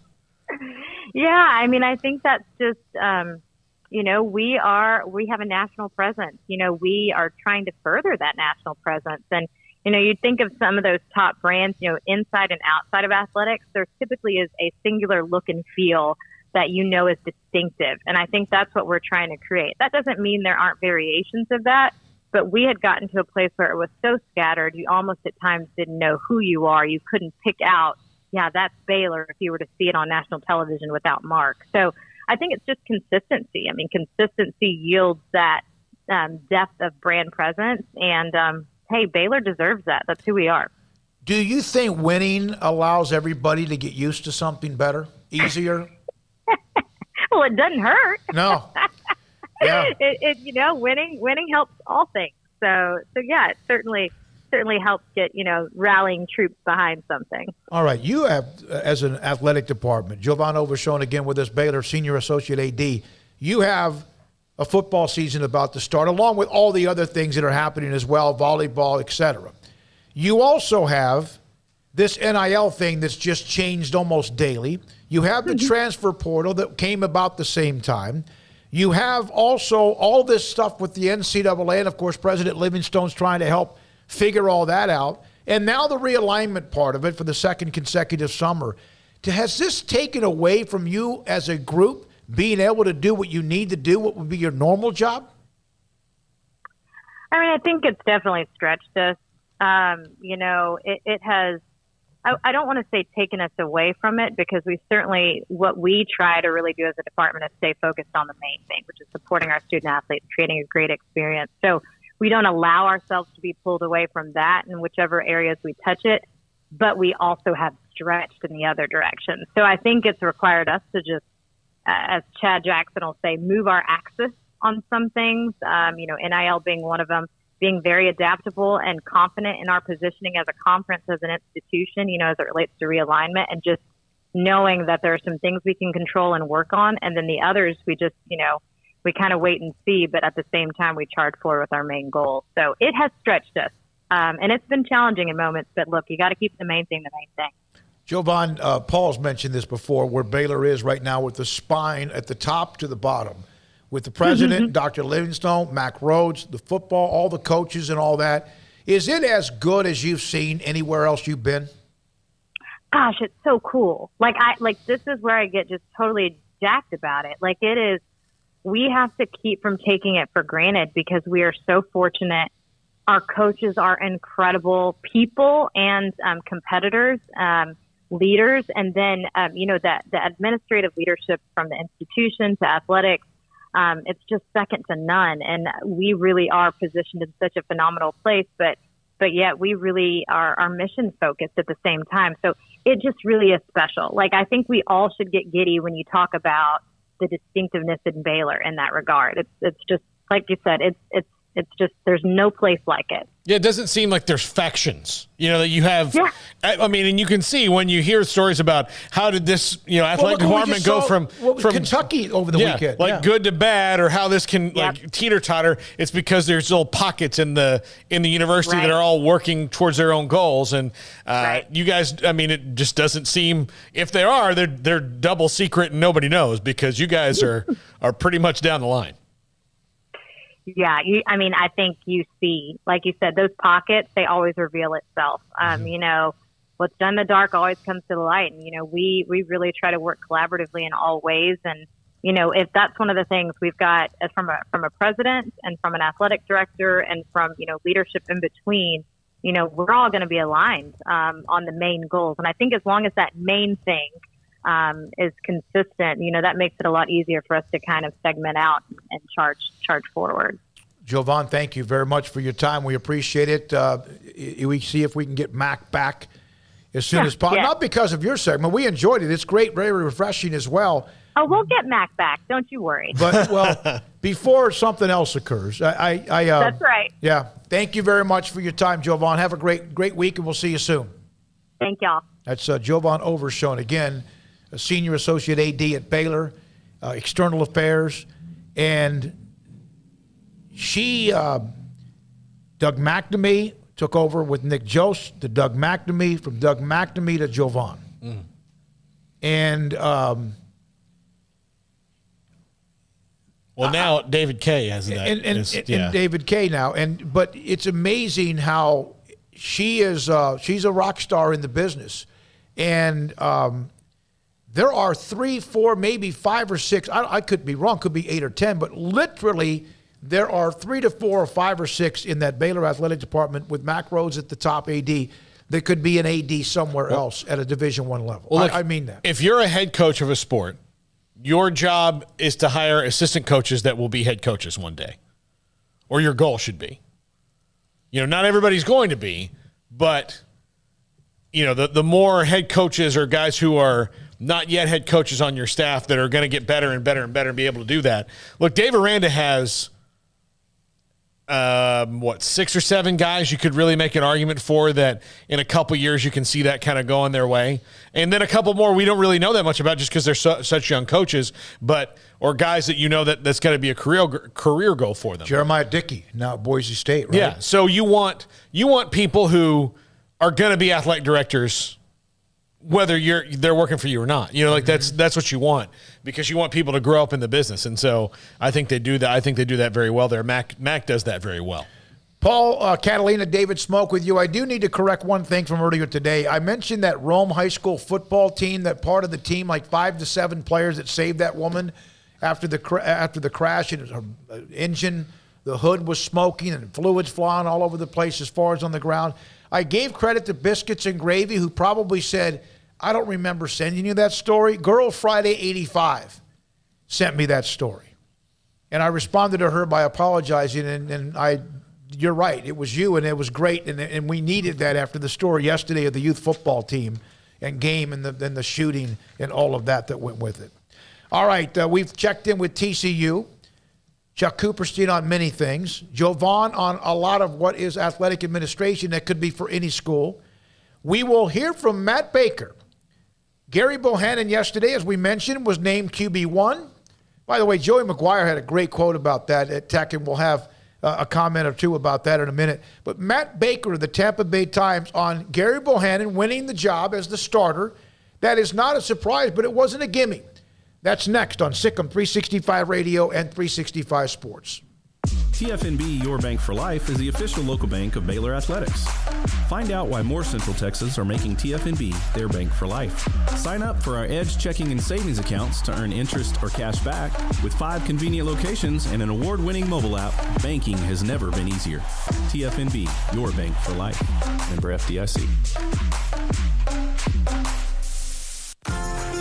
Automatic Chef Canteen is a full-service micro-market vending and office coffee provider with state-of-the-art vending equipment, a wide variety of products, and offering custom-fitted micro-market vending office coffee solutions for your employee break room. You want a full break room solution and a workplace oasis? Well, Automatic Chef Canteen, locally owned and operated for over 50 years in Central Texas, also includes in-house mechanics on call 24/7 for fast, reliable service and maintenance. Automatic Chef Canteen, 6900 Imperial Drive in Waco, or online at automaticchefcanteen.com. Don Humidor, your home with a 48-foot walk-in humidor with the elite cigar brands from around the world, including the #1 cigar of the year, Aging Room Cuatro Nicaragua. Plus, they have the great brands like Macanudo and Artur Fuente, Rocky Patel, Aston, and so much more. CBD, great for sore muscles, aches and pains, sleep, Vita Dreams, and anxiety, mild depression, general health and wellness. Their staff very knowledgeable on the subject. If anyone is curious about CBD, ask Carol and Ashley. Don Humidor in the Townwest Shopping Center off Valley Mills in Waco. Shorty's Pizza Shack at 12th and Bagby is a homegrown, family-owned and operated must-visit pizza place in Waco. Fantastic pizza by the slice or get the whole pie to share. Great happy hour specials every single day, and it's not just pizza. Great wings. You have to try the Sikkim sauce, chili cheese fries, pizza pillows, and more. Dine in for a great hangout or carry-out. Order online at shortyspizzashack.com or do yourself a favor and bring your crew to the restaurant at 12th and Bagby. Shorty's Pizza Shack. Tell them Paul sent you by.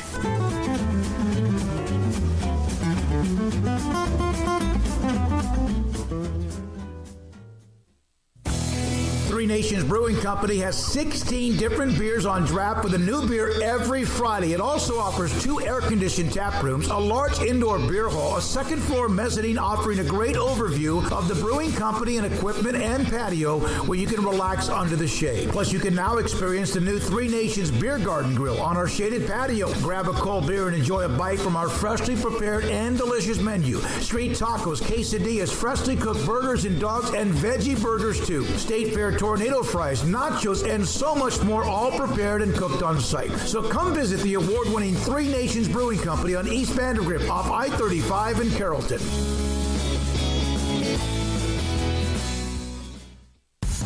Texas Farm Bureau Insurance has protected fellow Texans with auto, home, health, and life insurance since 1952. With more than 260,000 square miles of land and 27 million people, that's a lot to cover. Whether you're wrangling cattle or wrangling kids, we're proud to protect Texans in all Texan ways of life. Stop by and see our agents at one of our 3 McLennan County locations. Coverage and discounts are subject to qualifications and policy terms and may vary by situation. Welcome back to Sikkim 365 Radio. Check out the 365 Sports family of channels on YouTube. Brought to you by TFNB, your bank for life. Matt Baker covers quite a bit for the Tampa Bay Times, but also part of that is USF, the Bulls. And yesterday, the announcement, Gerry Bohanon, QB1. And, of course, we know a great deal about Gerry and happy for him.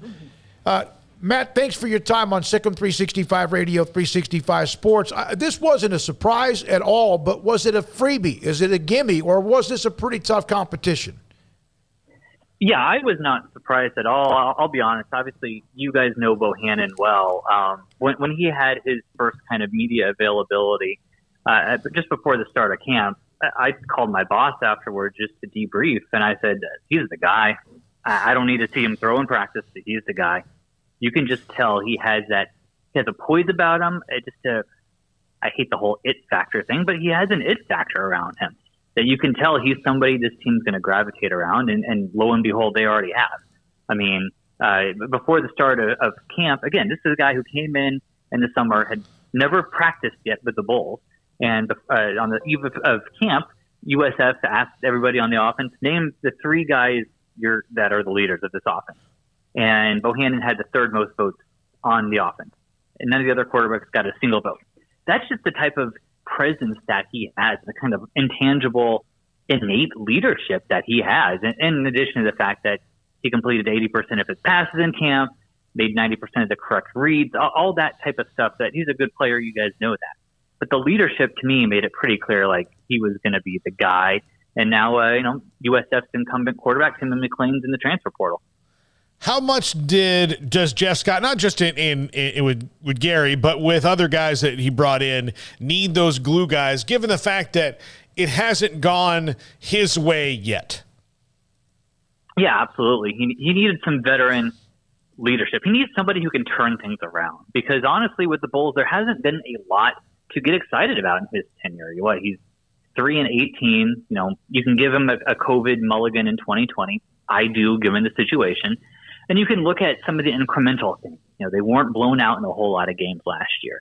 They were competitive with Houston. They were competitive with BYU. They were competitive against Cincinnati for the most part, which were 3 good teams. So you can look and see some progress. And you can look at the roster and just watch them in practice and see that they're better now than they were a year ago, which is better than they were a year before that. But at some point, it's got to show up. At some point, they need some proof of concept victory. Something's got to happen on the field so that people can get excited about this program. Because, look, there's a lot of good things they're doing. With the indoor practice facility going to open here in a couple months, within the next month or so, next couple weeks, they should announce something about an on-campus stadium and the real concrete plans to do this and a budget and timeline and all that stuff. There's a lot to get excited about, just the team isn't there yet. And that's why a guy like Bohanon is pivotal, because he's somebody that the locker room can rally around, the fan base can look at him and trust in what he did at Baylor and think he can do that at USF. And then you add in some of the transfers they brought in. The DN from Missouri, the defensive lineman from UNC, and some of those guys, they brought in players that make you think this team, I'm not going to say they're going to win the conference, but you can see things getting better and a bowl being a realistic possibility for them this year. That smile of his, that doesn't mean you can throw it well, doesn't mean you can lead a team, but how dynamic and a bright sunshine is just Gerry's face and a smile. No question. I remember somebody asked him, what's the first thing you're going to do on practice? This was just before the start of camp. What's the first thing you're going to do when you go into the huddle with the first team for the first time as a USF quarterback? He said, smile. I'm like, and then he said something else, like, you're just going to smile? And he's like, yeah. And at that point, I was like, okay, I get it. He's got an infectious personality.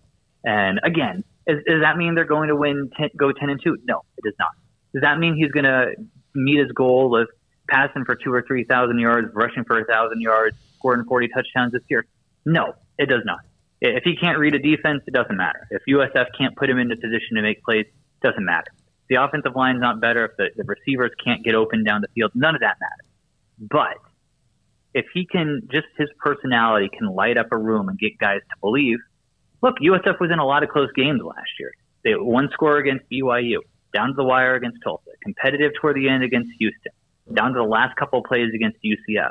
If his personality and the kind of getting everybody on his back can be the difference between winning or losing a couple of those games, it's a different story with USF, and that might be just the spark that they need. Matt, who will be the best college football team in Florida this year? Miami, and I don't think it's particularly close. I've got the Canes. I think I've got them 15 on my AP top 25 ballot, somewhere in that 14 to 17 range. I don't feel great about it. I really like Mario Cristobal as a coach. He's a proven commodity. He did well enough at Oregon to make me think he knows what he's doing, and he's recruiting at a high level. I think the defense is going to be better, and really Tyler Van Dyke, I think he's going to be the best player in the state. Certainly he's the player I have the most confidence in of him being a high-end player that we're talking about as an all-conference guy. Still concerns about the defense considering how they were last year. Concerns about playmakers. They don't have a lot of offensive dudes, particularly that receiver, the way a Miami team should.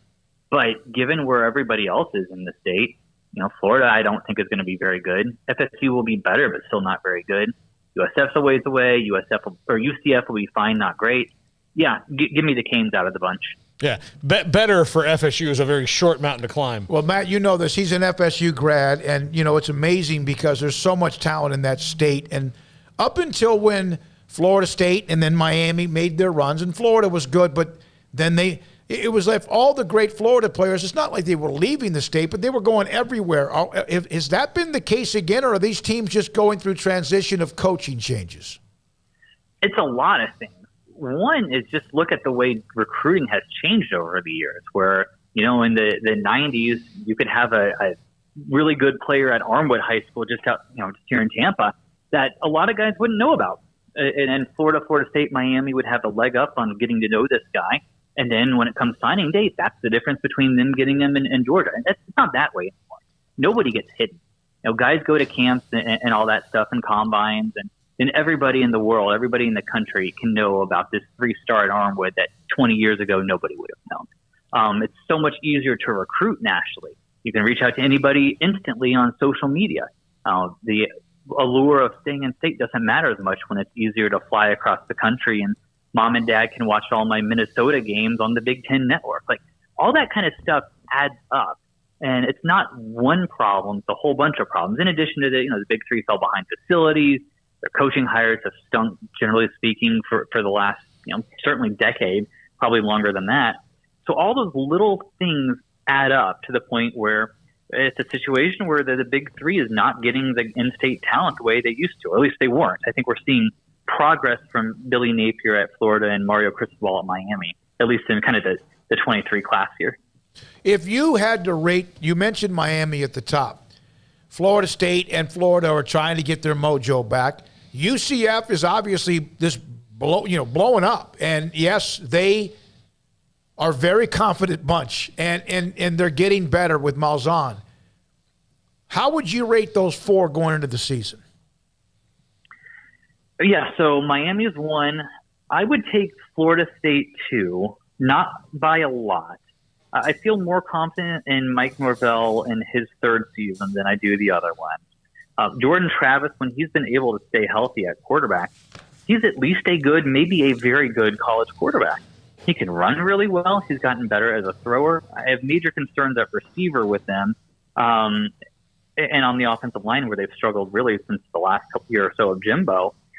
But I think they're getting better. I think if I had to pick, I think I'd pick UCF 3rd, but Florida's right there. Gus obviously has a little bit of a head start just in terms of where that program is and his tenure there as opposed to Billy Napier. But the wild card in the state, and really one of the most, I think, interesting players in the country is Anthony Richardson, the Gators quarterback. We have seen him play at an extremely high level where he has Cam Newton, Lamar Jackson type ability. And I do not say that lightly at all. Lamar is one of the best players I've ever seen with my own eyes. And so I don't put him in that category lightly. But what he can do with the hurdles, with his just running ability, the ability to run away from people, his cannon of an arm, he has that kind of ability. But I think he's completed 39 career passes, 7 touchdown passes, 6 interceptions, something like that. So we haven't seen enough of it yet. If he plays up to his potential, we could be talking about Florida winning 8-9 games and things looking pretty good. If he remains inconsistent and throws too many interceptions, then we could be talking about the Gators in that 4-8, 5-7 range, or somewhere in the middle. Matt, thank you very much. You mentioned USF and what they're trying to do, the stadium and all of that. There was at least the discussion in the middle of the fall after the Big 12 gobbled up Houston, UCF, Cincinnati and Brigham Young, that there could be more. And, of course, that's been derailed because of the college football playoff and now whatever else is going on. How much hope is there that USF one day will be included in all that? There's hope, for sure. If you talk to USF fans, I think their biggest fear is let's say they don't get better this year or don't get much better. And who knows how this realignment is going to shake out. But the ultimate fear is they spend, I'm going to throw out a figure, $350 million over the next few years to build this stadium that they should have had a long time ago. And they build this super nice state-of-the-art stadium and everything's great. And they're doomed to a generation of trying to fill it against Charlotte and Florida Atlantic and Rice and those guys. So you spend $350 million for what? That's kind of the worst case scenario. But the best case scenario, look, I still think college football is going to matter outside the Power 5 and outside the Power 2. So maybe USF spends all this money. Maybe Jeff Scott is the guy. And he might be, for all we know. It's still too early to tell in my book. And they make some serious progress. They continue to recruit better and improve the culture. They get the facilities in place. And you can see USF finally waking up and living up to that potential they had in 2007 when they went to number 2 in the country. So there's definitely some enthusiasm around the Bulls that maybe that dream scenario can happen. And who the heck knows with how things shake out. It's going to be a Power 2.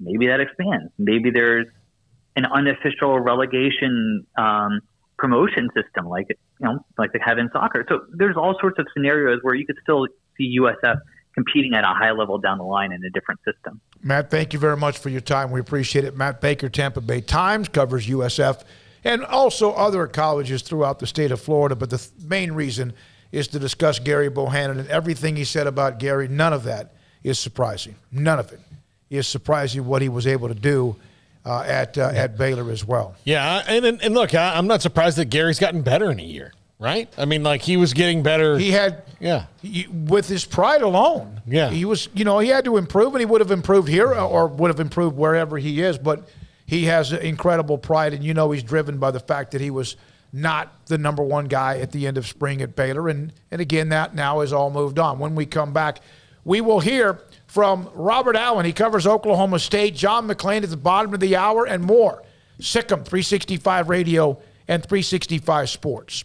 Pioneer Steel and Pipe. 1943, they opened their doors, and they're as good now. Well, hell, they're better now, and they're building a brand new facility, getting closer and closer to opening it up that will make them even better. Distribution, better. More product available, better. And, of course, their customer service is unmatched anywhere you could imagine. When they say it, they mean it. They've proven that. In 1943, they started that, and it wasn't just some slogan. Steel, pipe, and metal. Of course, I talked to Braden Embry on occasion, share some things with him. He said they're getting closer and closer to the new facility opening up that's going to be amazing.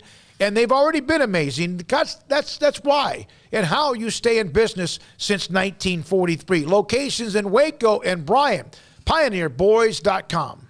With so many companies and policies out there, it gets so confusing shopping for insurance, and I never know if I'm getting the policy that's right for me. Luckily, I met the team at the Niche Group Insurance Agency. With the Niche Group, you can go to one company and get access to coverage options from many insurance carriers, and you get to speak to a real person about your specific coverage needs. With the Niche Group, I know I'm getting the right coverage at the right price. If you need insurance, talk to the experts at the Niche Group at 1-800-258-8302.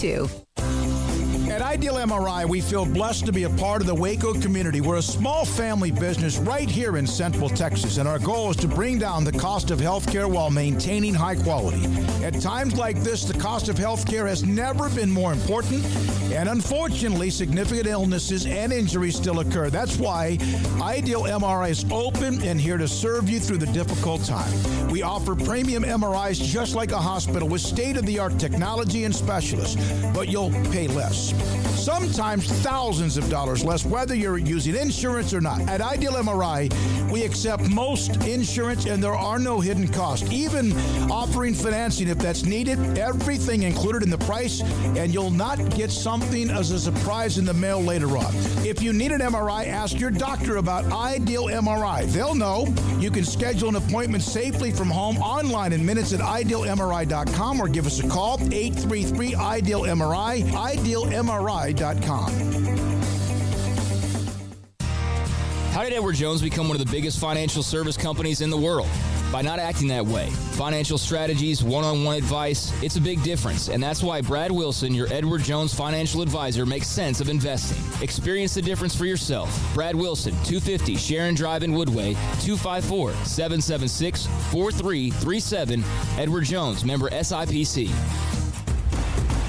Hey, this is Bryce Petty, former starting quarterback and two-time Big 12 champion, and I know firsthand the importance of being in top shape both on and off the field. So listen up, men. If you're feeling beat down day in and day out and looking for that high-performance edge that separates the men from the boys, then look no further than the Petty Clinic Low T in Waco. Petty Clinic is a comprehensive men's healthcare clinic with an atmosphere catering to men. Board-certified Dr. Kent Petty has a special interest in offering the highest quality medical care to men of all ages. Some of the services offered include screening and treatment for low testosterone or thyroid, infertility, high blood pressure, diabetes, high cholesterol, sleep apnea, while offering comprehensive wellness exams and complete men's health lab panels. High performance men, remember, it's not just a Petty thing. This is Bryce Petty, encouraging you to reach out and Google search Petty Clinic Low T or go to pettycliniclowt.com and get your complimentary lab screening today. Stepping into a new pair of boots is great, but stepping into the boots of a U.S. Army officer can also add confidence and leadership skills to your son or daughter's career path. There are more than 150 occupational specialties to help them find the best fit for their future. See all the things your son or daughter can achieve in our boots at GoArmy.com. U.S. Army Waco Recruiting Company, 254-598-8131 or 254-776-1543. Welcome back to Sikkim 365 Radio. Looks to continue the dynasty, and the Bears do it again. Yet another sack. That is their 9th of the night. The 5 o'clock hour is sponsored by Edward Jones Investments with financial advisor Ben Erlinson, who'll navigate you through today's financial climate. Edward Jones, making sense of investing. Now here's David Smoak, Paul Catalina, and Craig Smoak. Craig Smoak back from practice, as is our Jack McKenzie. They were there. We'll get a couple of nuggets from Craig here in a moment. Nobody I know of, and there are a lot of great people that cover the Big 12, but Robert Allen, who covers Oklahoma State, sideline reporter, also host of Triple Play, pokesreport.com, joins us, tied in as anyone can be. Thanks for your time, Robert. We appreciate it. It's been kind of quiet, it seems like, with Oklahoma State. Your thoughts about what you've seen so far? Yeah, it's been a little quieter here than it is, say, down in Norman. I think Mike Gundy is I know he hates what happened to his brother Cale, but I think he's glad that his preseason's gone a lot smoother than what Cale's did. But no, it's been a good fall camp.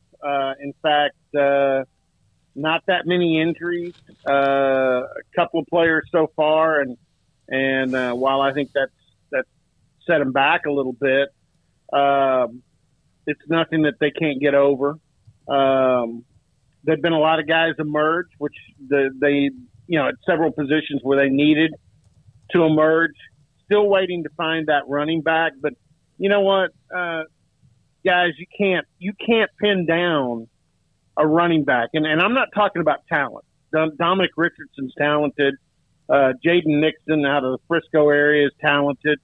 Ollie Gordon, the freshman out of Euless Trinity, and then DeAndre Jackson, the kid out of the transfer from Texas A&M. They're all talented, but what you have to find out is who's tough, and you don't really find out the toughness on a running back. Is he going to get up, take the ball, go again, until you start putting guys on the ground? And Mike Gundy, while they've been physical in practice, they haven't put guys on the ground yet. That's probably coming a little later this week. We'll see then, but that's going to be a big measuring stick to determine which guy gets the first carry on Thursday, September 1st against Central Michigan. I don't know how it's going to translate in college, but you mentioned Ollie Gordon, who played at Trinity High School just outside in Euless. But weren't there some games when he had against like South Lake Carroll and some of where he had 40-plus carries in games in high school? Yeah, but as you know, Smokey, I mean, there's one thing carrying the ball in high school in Texas. Well, Euless Trinity plays. I mean, I'm a Texan, I grew up in Dallas a long time ago, but Texas high school football is probably, and I'm a little biased, probably the best high school football. And when you get to 6A now in Texas and even 5A, that's a very high brand of football. A lot of good football players, but not like rushing the ball against Division I defense. Mm-hmm. So with Ollie Gordon, you've got to find out when he gets smacked pretty good by Xavier Benson, or when he gets smacked pretty good by Colin Oliver, how quick is he going to get up and want the ball again? That's what you've got to determine, and that's kind of what we're waiting on that side of the ball. The defensive side of the ball has been pleasant. Linebacker, I'm not going to say that there's anybody here that's Malcolm Rodriguez or Devin Harper, okay? But Xavier Benson's got a resume, having started a year at Tech, and then what he did last year in Tyler Junior College. He was the defensive player of the year in that conference. My son was a head coach in that conference. I've watched a lot of Southwest junior college football. That's a good grade of junior college football. So Xavier Benson's got a pedigree there that I think he can be really good at linebacker and help him out. Derek Mason has said he's going to moneyball the rest of these. He's got 4 other guys that he likes to play. Some of them are a little better on run. Some of them are a little better on pass coverage. Some of them are a little better going wide, sideline to sideline, and some want to get their nose dirty and go right up the A or B gap as a middle type linebacker. He's going to moneyball. And when I say that, just try and have the right guy in at the right time to make the right play. So that's something to monitor. Secondary's been really good. Corey Black is a Waco guy you guys are aware of. Jabbar Muhammad is a DeSoto kid. And what a lot of people don't remember, they were the 2 corners that played most of the second half of the bowl game against Notre Dame. And that's the half where Oklahoma State pretty much shut down Jack Cohen and that Notre Dame offense. So those guys, they've got some backups. Cam Smith is a kid out of Braswell, Texas, redshirt freshman. A long corner. He's 6'2", and you love seeing corners that have got that kind of height to them. He's emerged as a backup. I was a little surprised there because he skipped over a couple of older guys. And then a kid from Booker T. Washington in Tulsa, DeMarco Jones, is the other backup corner. Safeties, they're pretty good there. Kendall Daniels is a big-time high school recruit that is a redshirt freshman. He's going to be probably one of the 3 safeties with Jason Taylor and Thomas Harper. So they're in good shape, and that defensive line's loaded. I'm not worried about the defense. For Oklahoma State to be good, they've got to have a run game, and I really don't want number 3 to be a major part of it. And that means there's got to be a running back that's going to get the job done. And I don't know if you guys have noticed, that kid that was there last year, Jalen Warren, Pittsburgh Steelers bumped him up to number 2 on their depth chart this week. So he was pretty good. And we all of us around here, we knew Jalen Warren was pretty good, and no excuses. But I would have loved to have seen him play in that championship game. I think that might have changed a few things, but it is what it is. You play with who you got. Robert, Spencer Sanders last year took great steps forward. And, I don't know if he's ever going to be what maybe the recruiting services thought he was going to be, but he's certainly kind of put a lot of the doubters to rest on, being a really good college quarterback. Have you seen steps forward this year from him to where he can build on last year? Yeah, I think Spencer's in a good position and a good frame of mind. You go back that bowl game with Notre Dame, which was the school's biggest comeback in a football game. It got him past the bad taste in his mouth from the loss to Baylor in Arlington. I think he's in a very good place, and he's got some young targets to play around with, some guys that have grown up from last year like Jaden Bray and John Paul Richardson, and a veteran that missed last season in Braden Johnson that had a medical condition and got a second opinion and found, he won't say what it is, but he pretty much found a miracle cure, and he's out there. And so Braden Johnson's a definite difference maker. And I'll throw out a name you guys are probably familiar with, because Oklahoma State and Baylor and Mississippi were the 3 finalists on this guy. Do you guys remember Langston Anderson? Oh, yeah. Yep. Midlothian Heritage? Absolutely. Well, I mean, he has not played a lick here because he's hurt. He gets hurt. Last year, he's set to start the season opener, and he breaks his foot in pregame warm-up. He's back. He's got a good frame of mind. He's practicing well. And I told him the other day, I said, hey, Langston, if you get to the season opener, I'm going to come out all 62 years and gray beard of my fat body, and I'm going to walk you through warm-up. Now, I promise you won't be warmed up, but I also promise you're not going to go fast enough to get hurt. So you'll make it to the kickoff. So I'm teasing him. He's a great kid, and I'm anxious to see what he can do. I mean, there's a reason that Baylor and Ole Miss and Oklahoma State were fighting pretty hard for him right up to signing day. Yeah, I remember that recruitment very well, and I remember how big a deal it was when Oklahoma State picked him up. So looking at the roster, is it him in the mix? Obviously, Presley, the Green Twins. Who else am I missing there?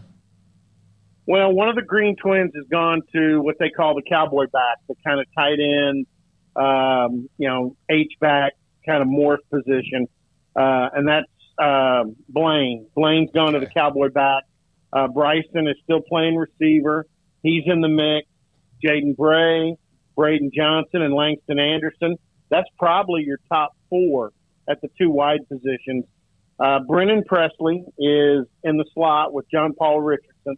That's old Bucky Richardson's kid. And then Braylon Presley, the younger brother who's a freshman. And he kind of had his welcome to practice moment Saturday, caught a screen pass, got 1 block, and then went 70 yards. And, I mean, Thomas Harper is one of the starting safeties. It's actually Devin Harper's younger brother. I asked him after practice, I said, what'd you think? And he goes, I'm out there, and I've got an angle on him, and I had no chance. And I'm like, okay, that's interesting. So, yeah, he's no bigger than a hiccup, guys. He's 5'7", 160 pounds. I mean, he makes the running back at Kansas State, Deuce Vaughn. He makes Deuce Vaughn look like the Jolly Green Giant. Like he's Derrick Henry. So yeah, like he's Derrick Henry. But if you can't catch him, you can't hurt him. And he's a fast little slot receiver that they're going to try and make some good use of. But yeah, I really the running back question's huge. The offensive line, until we see them in a game, they really look good in practice. They come along, they get tested every day because that defensive line beats on them pretty good. So I'm anxious to see. Preston Wilson is a kid from Argyle, and he's moved to the center position, and that's where Charlie Dickey always thought he belonged, and that's been a real key to putting this offensive line together, getting Preston Wilson at center. And again, in this league, every center in this league, every guard in this league is going to be measured by one game. How do they do against Apuika and Jackson Player? Yeah. I want to know the notes on Jackson Player, because you put him next to Ika, man, I'd go to war with those two. Well, they are. I think that was an amazing addition, no question about it. They're moving Player around. I mean, he's playing a little bit, it looks like, everywhere. But, I mean, they're going to have a nose tackle rotation, Robert, unlike, I think, really anybody in the country outside of maybe, like, the elite recruiters out there, because of the fact that, you can have Ika and Player on the field at the same time, or they're going to have Ika out there. He's going to be at nose, then Player comes in, and then they've got, other guys in the D-line that Gabe Hall or potentially that would so almost 3-4 nose tackles deep alone on that D-line for Baylor. Oh, and you know what? Oklahoma State's going to do the same thing with defensive ends. Yeah. They've got Tyler Lacey is now at 3 bills, so they're floating him inside from one defensive end, and then they've got Brock Martin and Colin Oliver and the Walter Sheed youngster from Munster, and they've got Trace Ford back from knee injury. They're gonna mess around with that defensive line a little bit and try and get really fast and athletic. Meanwhile, at Baylor, they're putting the Waco wall up there in the middle. So, in fact, that's a good nickname. You guys ought to the Waco wall. The Waco wall. Yeah. I'm still kind of dumbfounded that Bucky Richardson kid is not at A&M. I mean, that guy. If there were players that like needed a kidney, like there are people at A&M would be like, Bucky gets my kidney. Mm-hmm. Like that's how big he is there. But yeah, Waco Wall's a great name. Well, and here's the thing. Mike Gundy was asked this just the other day. How'd you end up with John Paul Richardson? And he had 25 catches last year as a freshman. And, in fact, had a catch of a deflected ball in the Baylor game, in the championship game, that kept that drive alive that, of course, ended on the inch line or 2-inch line or 3-inch line, whatever you want to call it. But he had no drop. The other day, Casey Dunn told me, he goes, you want to know something about John Paul Richardson? I said, yeah. He goes, he had 25 targets and he had 25 catches. In fact, that deflected ball wasn't really intended for him. So he had 24 targets and 25 receptions last season. So now that's not a big sample size, but to have no drop. And Mike Gundy commented the other day, he goes, we're lucky. He goes, he was under-recruited for whatever reason.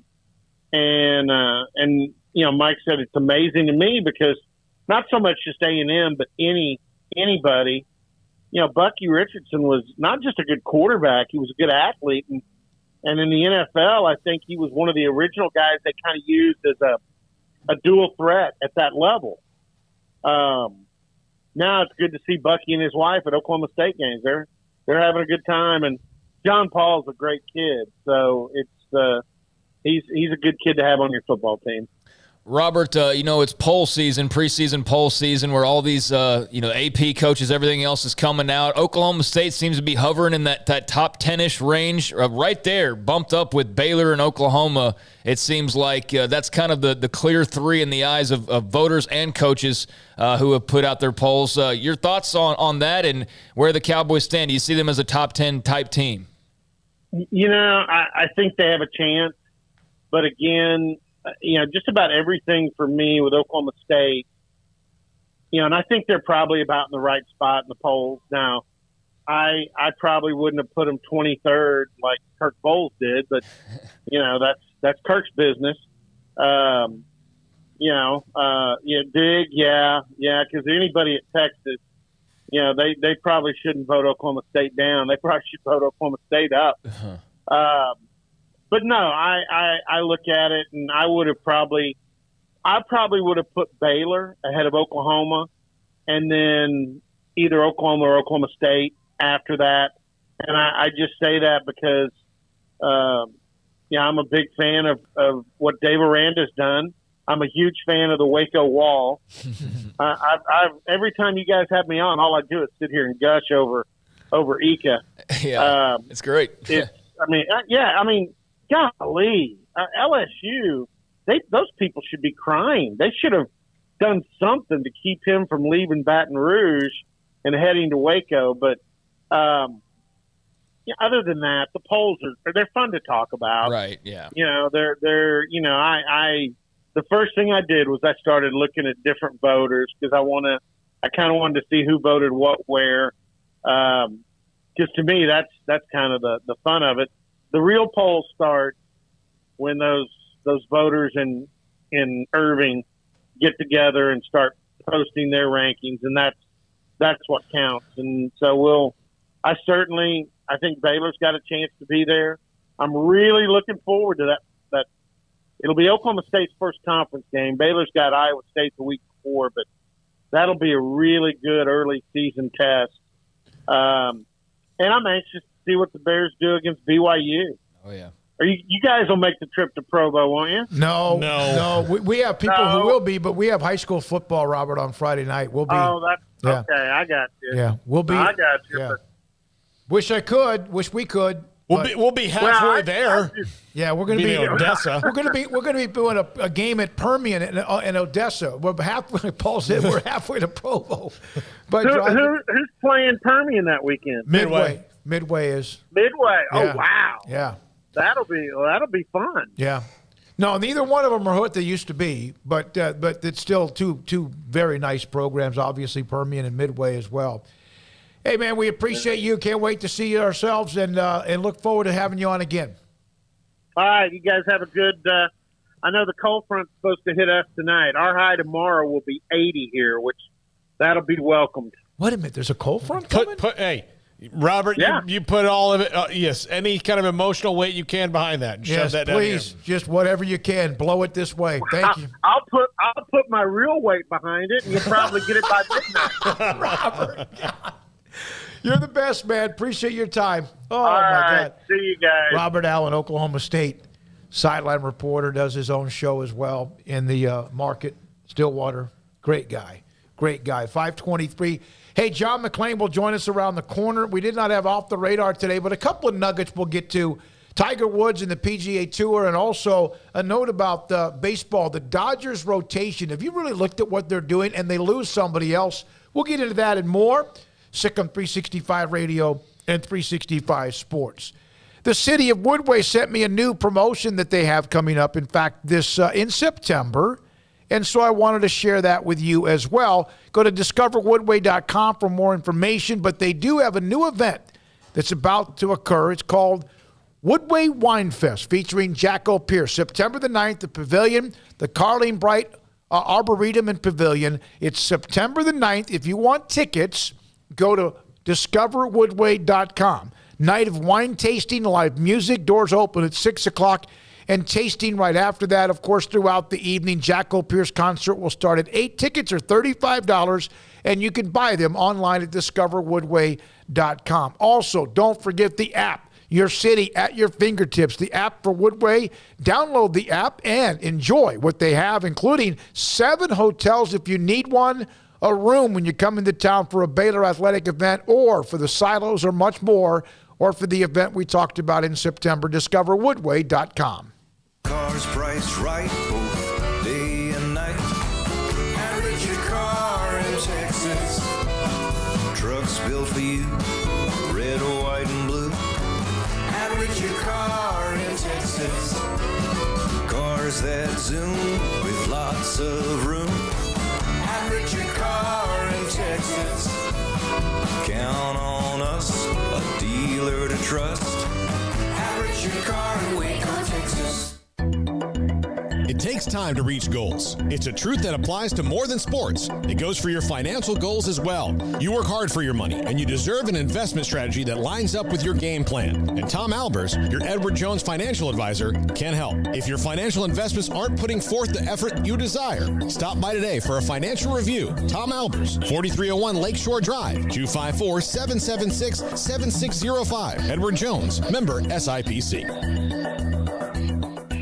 From the first workout to the last practice, sports is an incredible challenge.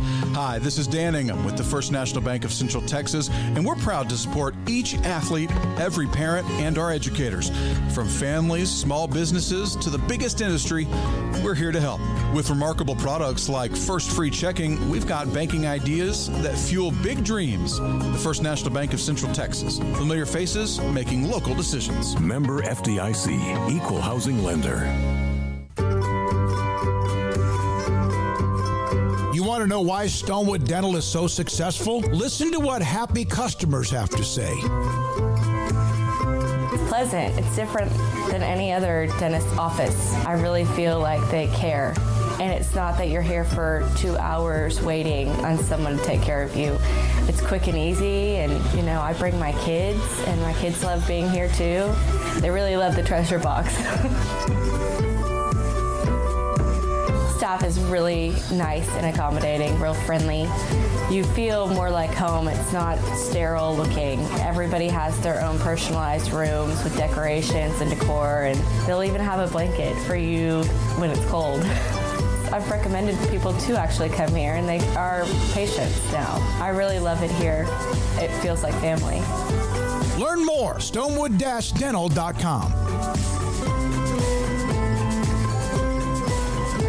Brad Boozer, Boozer's Jeweler, joins us on Sikkim 365 Radio. Boozer's Jewelers on the corner of Valley Mills and Lake Air Drive. It's a staple of the Waco economy. And you're about to approach this time of the year where you have the holidays, special gifts. It's not that you don't have that every single day. What are some of the things you have coming up? You know, we kind of call ourselves the wedding ring store. We do all of our own custom work in-house. I've got 2 expert jewelers on staff every day. We can make anything from scratch. We kind of pride ourselves. Probably 9 out of 10 every engagement ring we do is actually made custom to what the customer wants. People look at that, oh my God, I can't afford it. I can't afford something like that. You've shown me examples that you could fit pretty much any budget. It doesn't cost any more to custom make something. You still have gold, you still have diamonds, and you still have labor. Best thing about a custom piece is if you have any old jewelry or heirloom jewelry or something passed down from a grandma or somebody, we can take that jewelry and use it towards your wedding ring for the sentimental value, and then you've got the product, and then it's just a little bit of labor and a little bit of design on your part of what you actually want. You want to know why they're successful? Brad Boozer, the owner of Boozer's Jewelers on the corner of Valley Mills and Lake Air in Waco.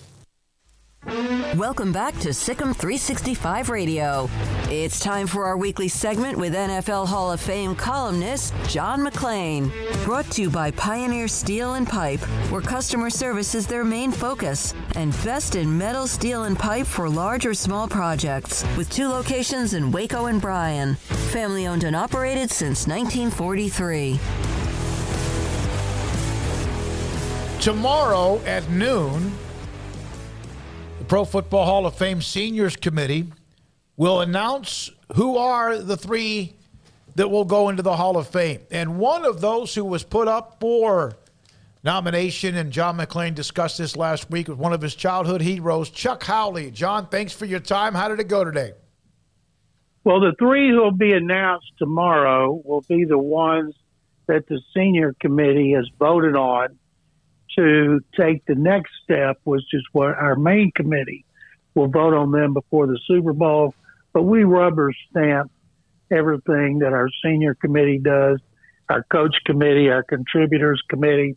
So whoever the 3 are, they'll be in the Hall of Fame. And it was an incredible honor to me because there's 12 of us on the seniors committee. There's 12 finalists, and I asked to represent Chuck Howley because I grew up worshiping the Cowboys in the 60s and till the mid 70s when I came to Houston, and Chuck Howley was one of my favorite players, and he's never been a finalist. He's 86 years old. He's in poor health. He has been out of the NFL for 49 years, and he's never been a finalist, which means he's never been discussed. And so I spent a couple of weeks on my presentation. I was so immersed in it last night when the Astros blew a 2-0 lead in the 8th and lost 4-2 to the White Sox.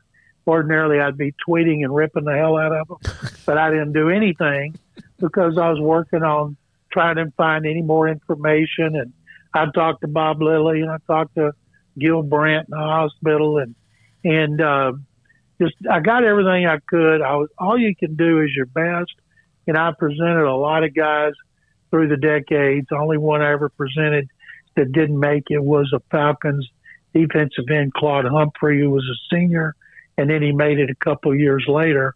But I started thinking, why did I volunteer for Chuck Howley? Why didn't I take somebody that I didn't care about, that I never watched when I was growing up? And I called a couple of friends of mine here, like Gary Horn. We grew up together in Waco, diehard Cowboy fans. Told him how nervous I was presenting him. I said, it's hard for me to fathom that I was used to sit on the floor watching Chuck Howley and Bob Lilly, fathom how I got from there to here, where I'm talking to Bob Lilly and I'm presenting Chuck Howley to the Pro Football Hall of Fame. It just doesn't register, and I'm hoping like crazy when they make that announcement tomorrow that the 86-year-old Howley finally gets in. Yeah, I'm sure Bob had lots of stuff. He's got great stories about everybody. Sometimes people, they don't want to hear what your teammates and coaches said. And as I told them, I didn't ask Bob Lilly and Gil Brandt if they thought Howley should be in the Hall of Fame. I already know the answer. I said, tell me why he was great. Tell me what set him apart. And there were several things like this. Howley forced 43 turnovers. That is still the second most in history for an outside linebacker. In 1968, he intercepted 6 passes, still the second most in NFL history to an outside linebacker. And as I told him, according to Lilly and Brandt and others, Howley was best in the big games. And we all know he's the only player from a losing team to be voted Super Bowl MVP with 2 interceptions and a fumble recovery in the Cowboys' 3-point loss to the Colts in Super Bowl V. And Bob Lilly said he was even better the next year when we beat the Dolphins and could have been the MVP 2 years in a row, but they gave it to Roger. And in the second Super Bowl, when they beat Miami 24-3, had a 41-yard interception return to set up a short field goal, a fumble return. The touchdown, fumble return, set up a field goal. And I told them, guys, he had 5 takeaways in 2 Super Bowls, the biggest games you could get. And then after we go through, others talk about them. Then they come back to us and say, you have anything to add? And I said, yes. Of the 12 distinguished candidates we are discussing here today, and they're all deserving, not one of them was voted first team All-Pro as many times as Chuck Howley. 5. Wow. You waited for the end on that one, huh? I always Law and Order has been one of my favorite shows since 1990, and I always loved the courtroom scenes. And I've always thought from my first presentation to do it like they make closing arguments in Law and Order. Make sure you look around the room, you stand, you look people in the eye. And today we're on a Zoom, but I wanted to make sure that I saved a really good nugget for when they came back to me. And then they came back to me again later, and I used the stat 5 takeaways in 2 Super Bowls. Nobody else did that. No, that's a huge number. No. Now, the others involved, Ken Anderson, Maxie Bond is a linebacker with the Rams, right? Is that right? Yep. Gradishar, Broncos. Anderson, of course, with the Cincinnati. Bob Kuechenberg, Eddie Metter, Tommy Nobis, former Texas star with Atlanta, Ken Riley from the Bengals, Sterling Sharp, Everson Walls.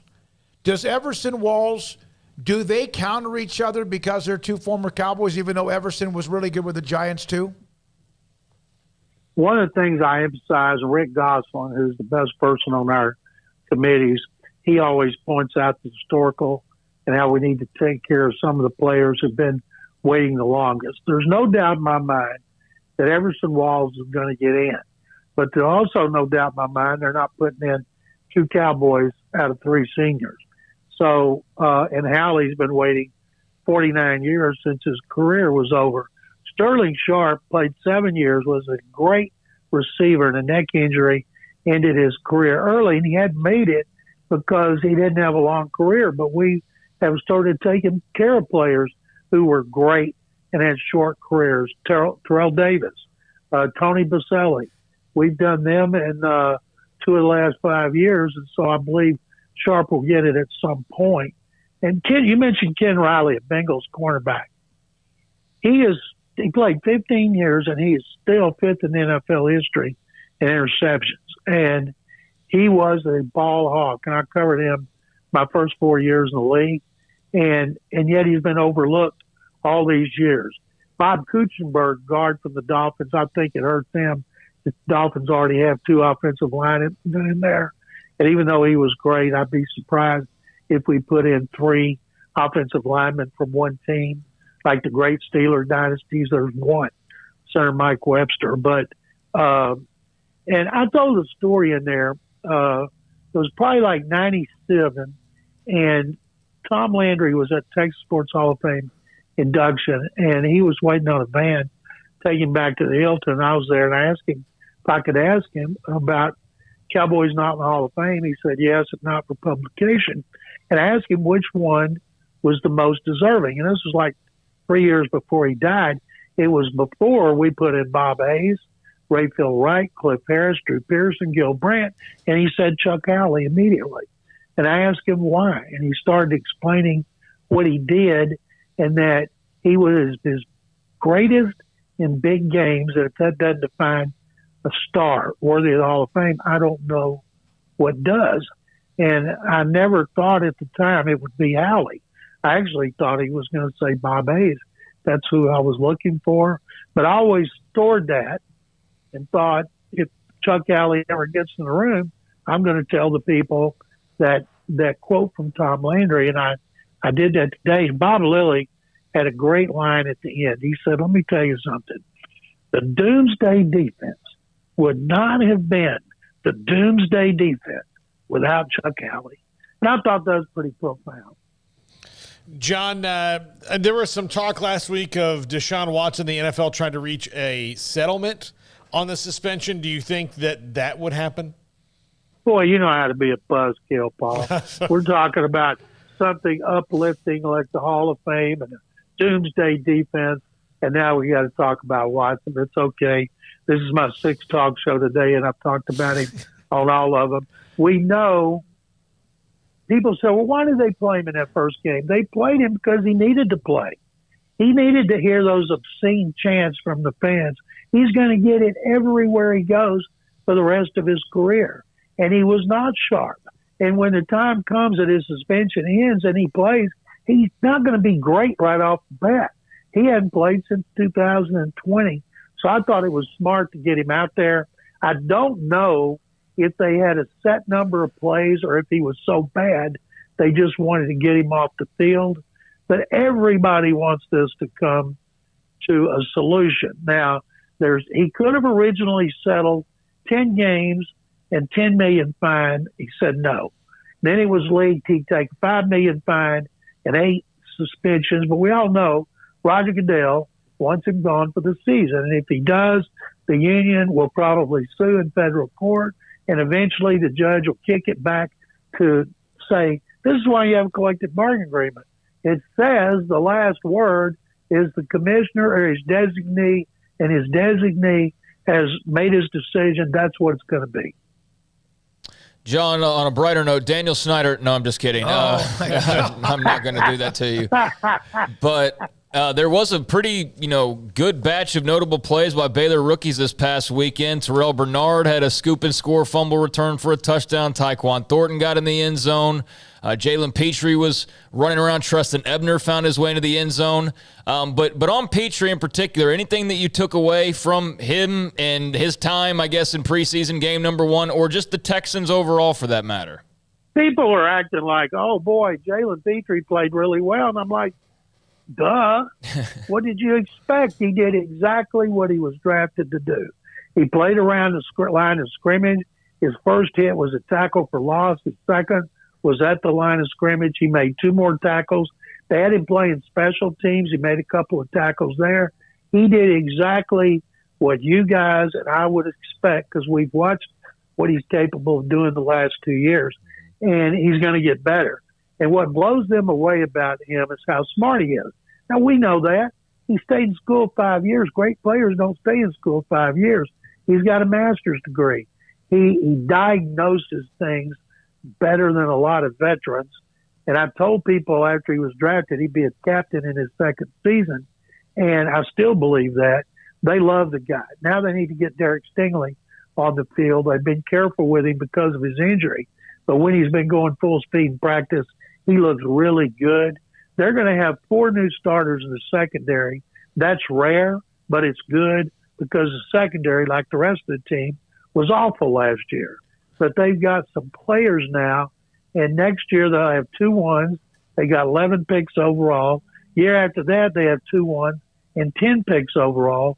So there's going to be an influx of talented young players, and Petrie is going to be a really good one. I saw somebody said the odds in Vegas of him being defensive rookie of the year is 7,000 to 1.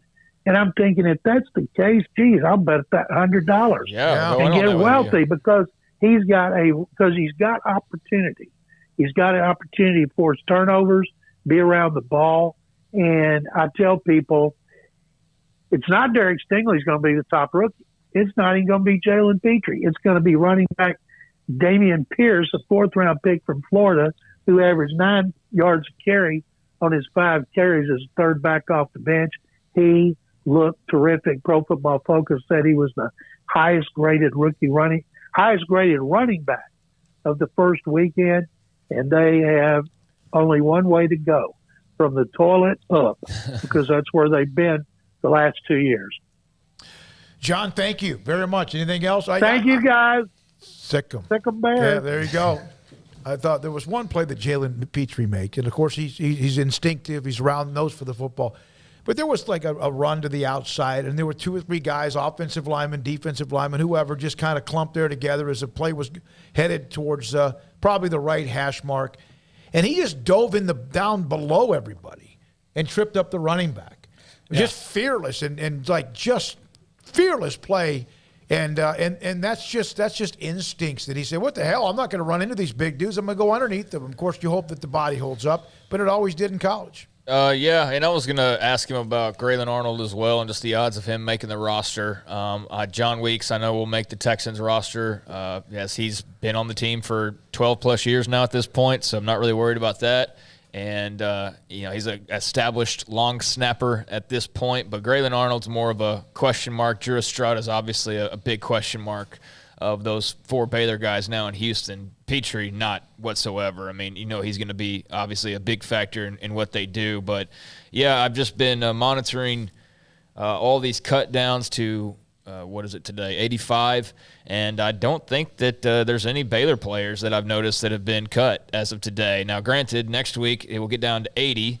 So that's another 5 players or so off most teams, although the Patriots apparently are already down to like 83 players, so they don't even have to cut anybody for like a couple of weeks because they've already trimmed down.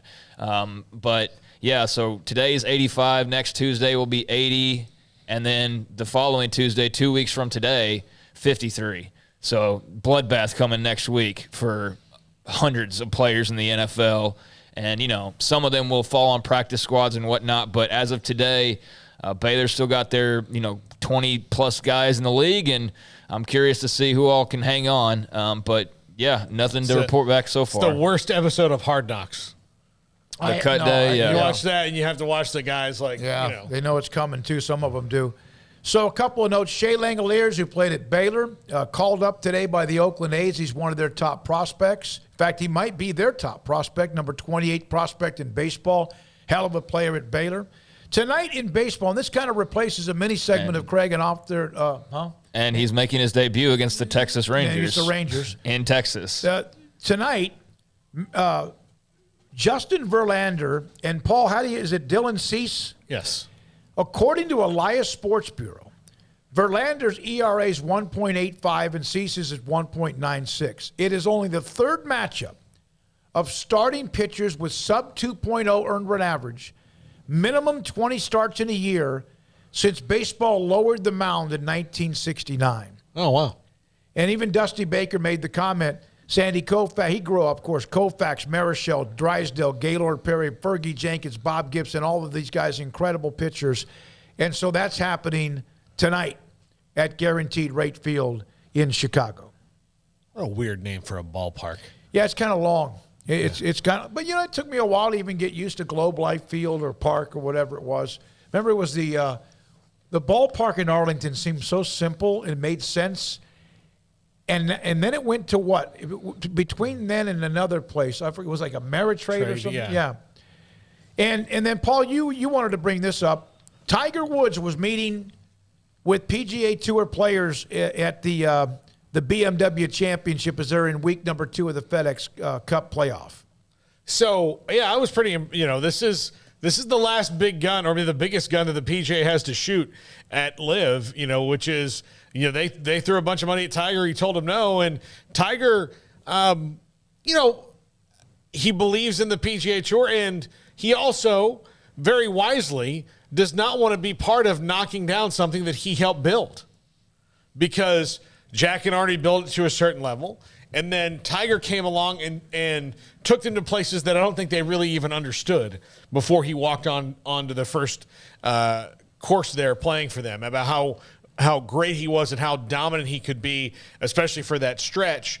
And now he's there, like trying to fortify the defenses, so to speak. And I think it's pretty awesome, that he's doing that. And then, that he has a ton of money, so it's not about that. But so are all these other guys. But I think it's pretty awesome that Tiger's just saying, like, all right, no, we're gonna fight for the league. And I also think that Tiger might, be more of an advocate for the players and helping them out to get some of the things they want, so they don't go off to live. Yeah, and there was arguments that, there's always going to be but, and that he took appearance fees where he's been before.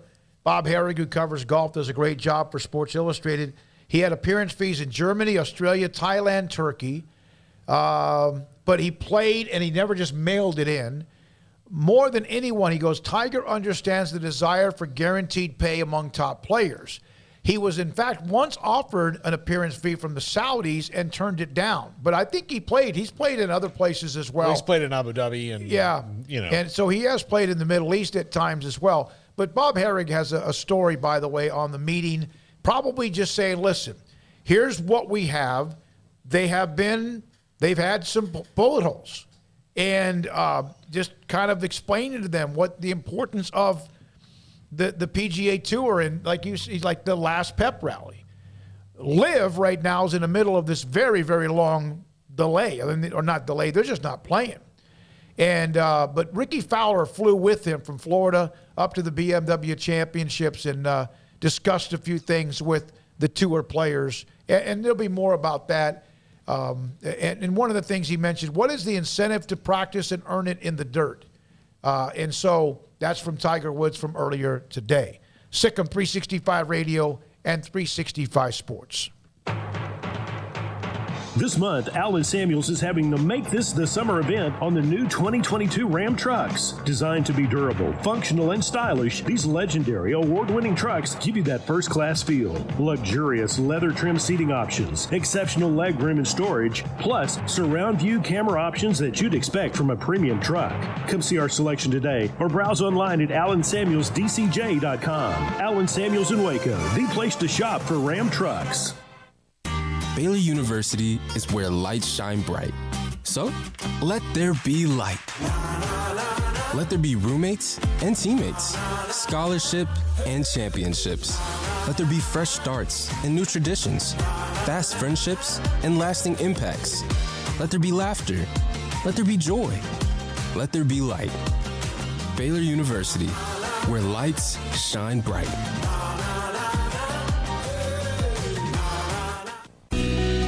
Camille Johnson Realtors guide you seamlessly through the process of buying your dream home or selling your current one. Commercial, farm and ranch, or residential, Camille Johnson Realtors can smoothly and successfully lead you through any transaction. With a team of 28 experienced agents who are excited about serving you, Camille Johnson Realtors services the entire greater Waco area. If you're in the market to buy or sell, contact Camille Johnson Realtors, 104 Midway Center in Woodway, or find them online at www.camillejohnson.com. Camille Johnson Realtors, elegant, charming, warm. Welcome home. It's summertime. There's picnics, reunions, cookouts, and so much to do. And Waco Custom Marketplace on Lake Air Drive in Waco is your home for the butcher shop that can help you with beef, pork, poultry, and seafood. They are spectacular at being able to deliver you whatever cut of steak you want.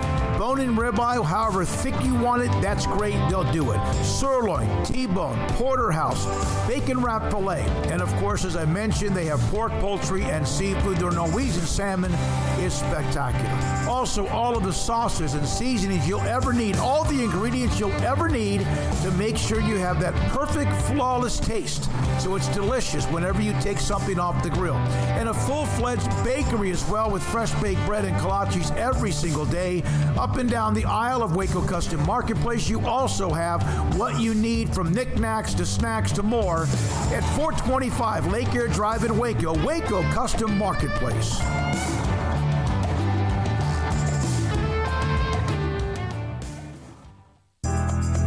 Riverbend Liquor and Wine, Lakeshore Drive and North 19th Street, right behind the bank, is a hidden gem in Waco. If you're a fan of bourbon, especially local Texas bourbons, that's where you gotta go. Balcones, TX, Devil's River, whatever it is, they've got it. Riverbend Liquor and Wine, plus the best selection of craft beers in Waco, seasonally churned out throughout the year, whether it's spring, summer, fall, or winter. Riverbend Liquor and Wine, best selection of craft beers, a speedy drive-through window, and excellent customer service. Find out more on Instagram or just go by and see them. Lakeshore Drive at North 19th Street behind the bank. This is Paul Catalina's Top 5 at 5:55. Top 5 groups that could determine a team's season. These are teams, some are trying to climb out of the basement, some are trying to get better, some are trying to get back to the mountaintop. So, but position groups that could kind of swing the season one way or the other. I love the national championship trophy. Is that Emory? Yes. Yeah, very nice, Emory. Emory did that. We never say Emory. You like that trophy? Emory, Jack. No, I'm not a big fan of the trophy. I just like the way it stands out like that. Jack, of course, Levi's not, and Jacob in the background with Garrett Ross as well. I don't. I miss the crystal football. I know the crystal football is awesome, but I just thought the way that almost looks like the old something back in the day, like it's, I don't know, something music. Yeah, I mean, it's like they opted for something they could just hand around to people. Let me tell you something. I wouldn't turn it down if it was given to me. No, but like, yeah, I miss the old one. Number 5, Clemson's offensive line. If this unit gets better, then it stands to reason that DJ Uagalele gets better, or Kate Klubnik will be fine, but probably DJ. This was a group that lost some starters from the year before and didn't bounce back like you would have thought they would have. But everybody takes dips, but this was. If you want to know the reason that Clemson struggled when they did last year, it was pretty much because they didn't have the depth in the offensive line that they have through this fantastic run that Dabo Swinney's put together. Yeah, it's interesting because it seemed like last year was down year for them, but most people they'd embrace that forever, and it could affect the quarterback play or not. I mean, if they protect the quarterback, those guys are talented enough to get things done. I'm still going to be serious. What is the over-under on Klubnik taking over that job? Klubnik should be taking over that job. I would say if they lose early on, to somebody. I mean, that NC State game might be the swing because that's. I mean, I think it depends a lot on how the quarterback played. Yeah. How does the start? Well, that's why I brought it up. Yeah, I mean, I wouldn't have brought it up. No. Right. I'm just saying, I guess it just depends on how it goes in front of him. Yeah. I think that's how it typically goes for backup quarterbacks. Are they winning like they did last year where their defense is so great and the offense gets it just barely done? Or, because that could change it. Is the offensive line still a problem? Because if the offensive line is still a problem, do you put Cade back there and sacrifice him up? So I mean, if DJ Uiagalelei is playing well, yeah, he's not going to lose the job. Okay, if DJ Uiagalelei is playing terribly, and part of the reason why they're losing games or close to losing games, there you go. And Cade Klubnik's going to be your quarterback. What was his biggest problem last year? Was it the offensive line? No, it's turnovers. Turnover. Okay, all right. Yeah, I think he had 16 touchdowns and 11 interceptions. I mean, that's not how you're supposed to be a quarterback at Clemson right now. Number 4, Texas A&M quarterbacks. Look, it's probably going to be Haynes King, but it could be Max Johnson. It could be and Jimbo's going to drag this out for dramatic effect, but I think he probably already has an idea who it's going to be. But this was a team that was 8-4 last year and due in large part to the play of their backup quarterback, Zach Calzada. They didn't have Haynes King for the majority of the year, and that's why they were 8-4 in a couple games. Now, Calzada also helped them win the biggest game they've had in years at College Station, but he also helped them lose some games. So this is the position that's going to swing them this year to being what they've been for a long time or taking that next step. Oh, yeah, or just remaining. Yeah, I mean, remaining where they are wouldn't be like the worst thing in the world, but it would be frustrating, I would imagine. But yeah, I mean, they're not top 10 because of quarterback play. They're top 10 for every other reason, and this is their big wild card. So yeah, whoever emerges from this, I mean, I'm an East Texas guy, so be cool to see Haynes King win that job. But I know it's been sort of a rocky start for him coming off that injury. I would think he'd be the logical choice to be the next guy, but you never know with Max Johnson. So, yeah, I'm fascinated to see who Jimbo picks here. Haynes King was good as a sophomore. We saw him in that playoff game we did with Midway, the classic game. He was fantastic as a junior. But his senior year, man, he turned the ball over quite a bit. And you wonder if that was because he lost a lot of weapons around him and they weren't as good. But it'll be interesting to see if he could protect the football for Texas A&M. Number 3, Ohio State's defensive line. This is the reason that they weren't playing for national championship last year because of losses to Oregon and Michigan, and really and got bullied up against other teams, even though they won, that ran right at them.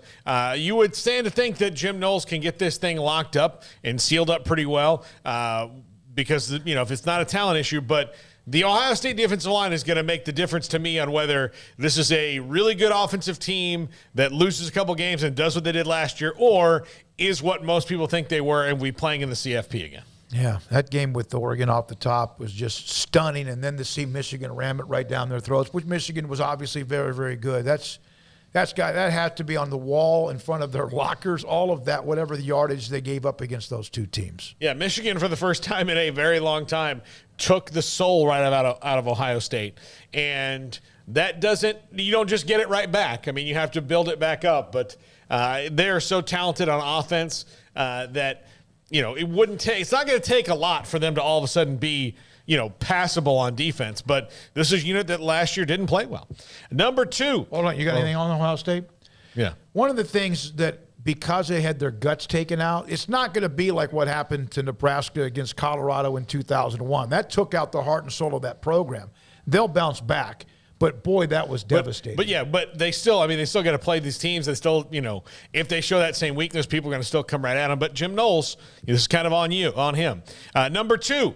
The Texas offensive line, like as much as has been made about their skill positions, I could probably also have put / defensive line, although this is a team that's going to take positive steps forward probably first on offense before they do on defense. So you can have all the skill players in the world, and I know they lost Isaiah Nayor, but if they don't give Quinn Ewers or Hudson Card time, just like Clemson, it's not going to matter. They're not going to – they might, get back to a bowl game, but they're not going to contend for the title if this line doesn't knock people around. And right now we haven't seen any evidence that's going to get better, and we'll have to wait till the season. But this is something that swings for them and something that Steve Sarkisian really needs.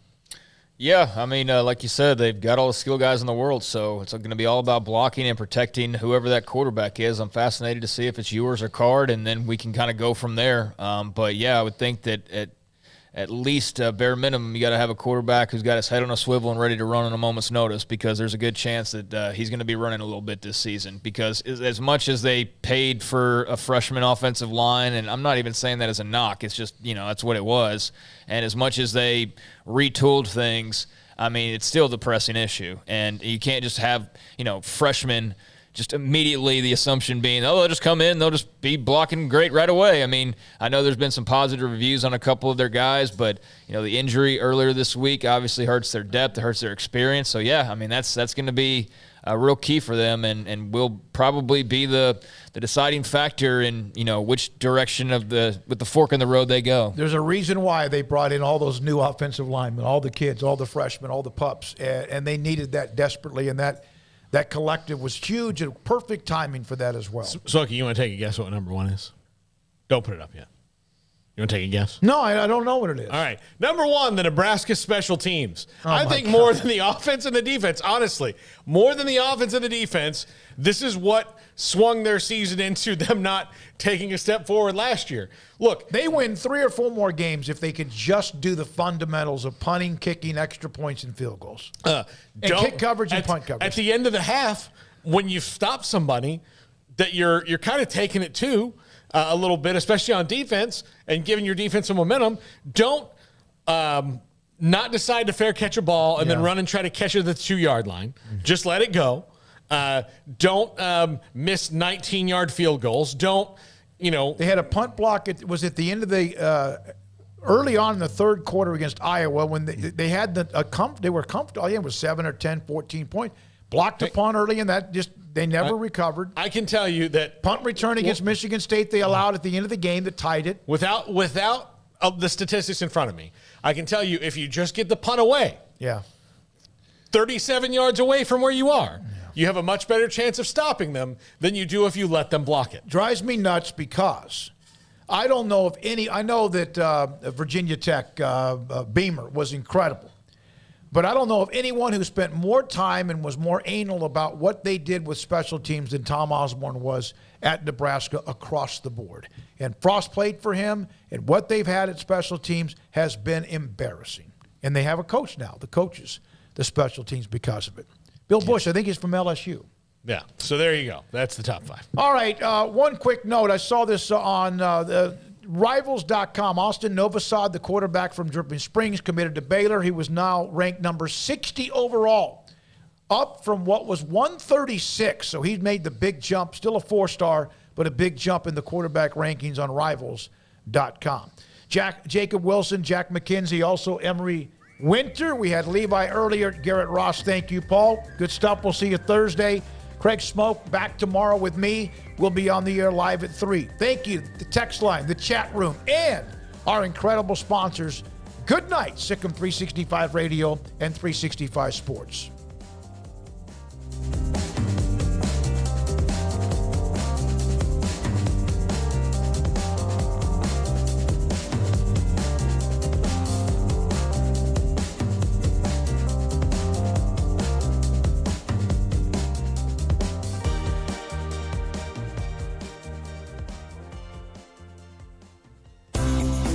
Ideal MRI is a small family business right here in Central Texas.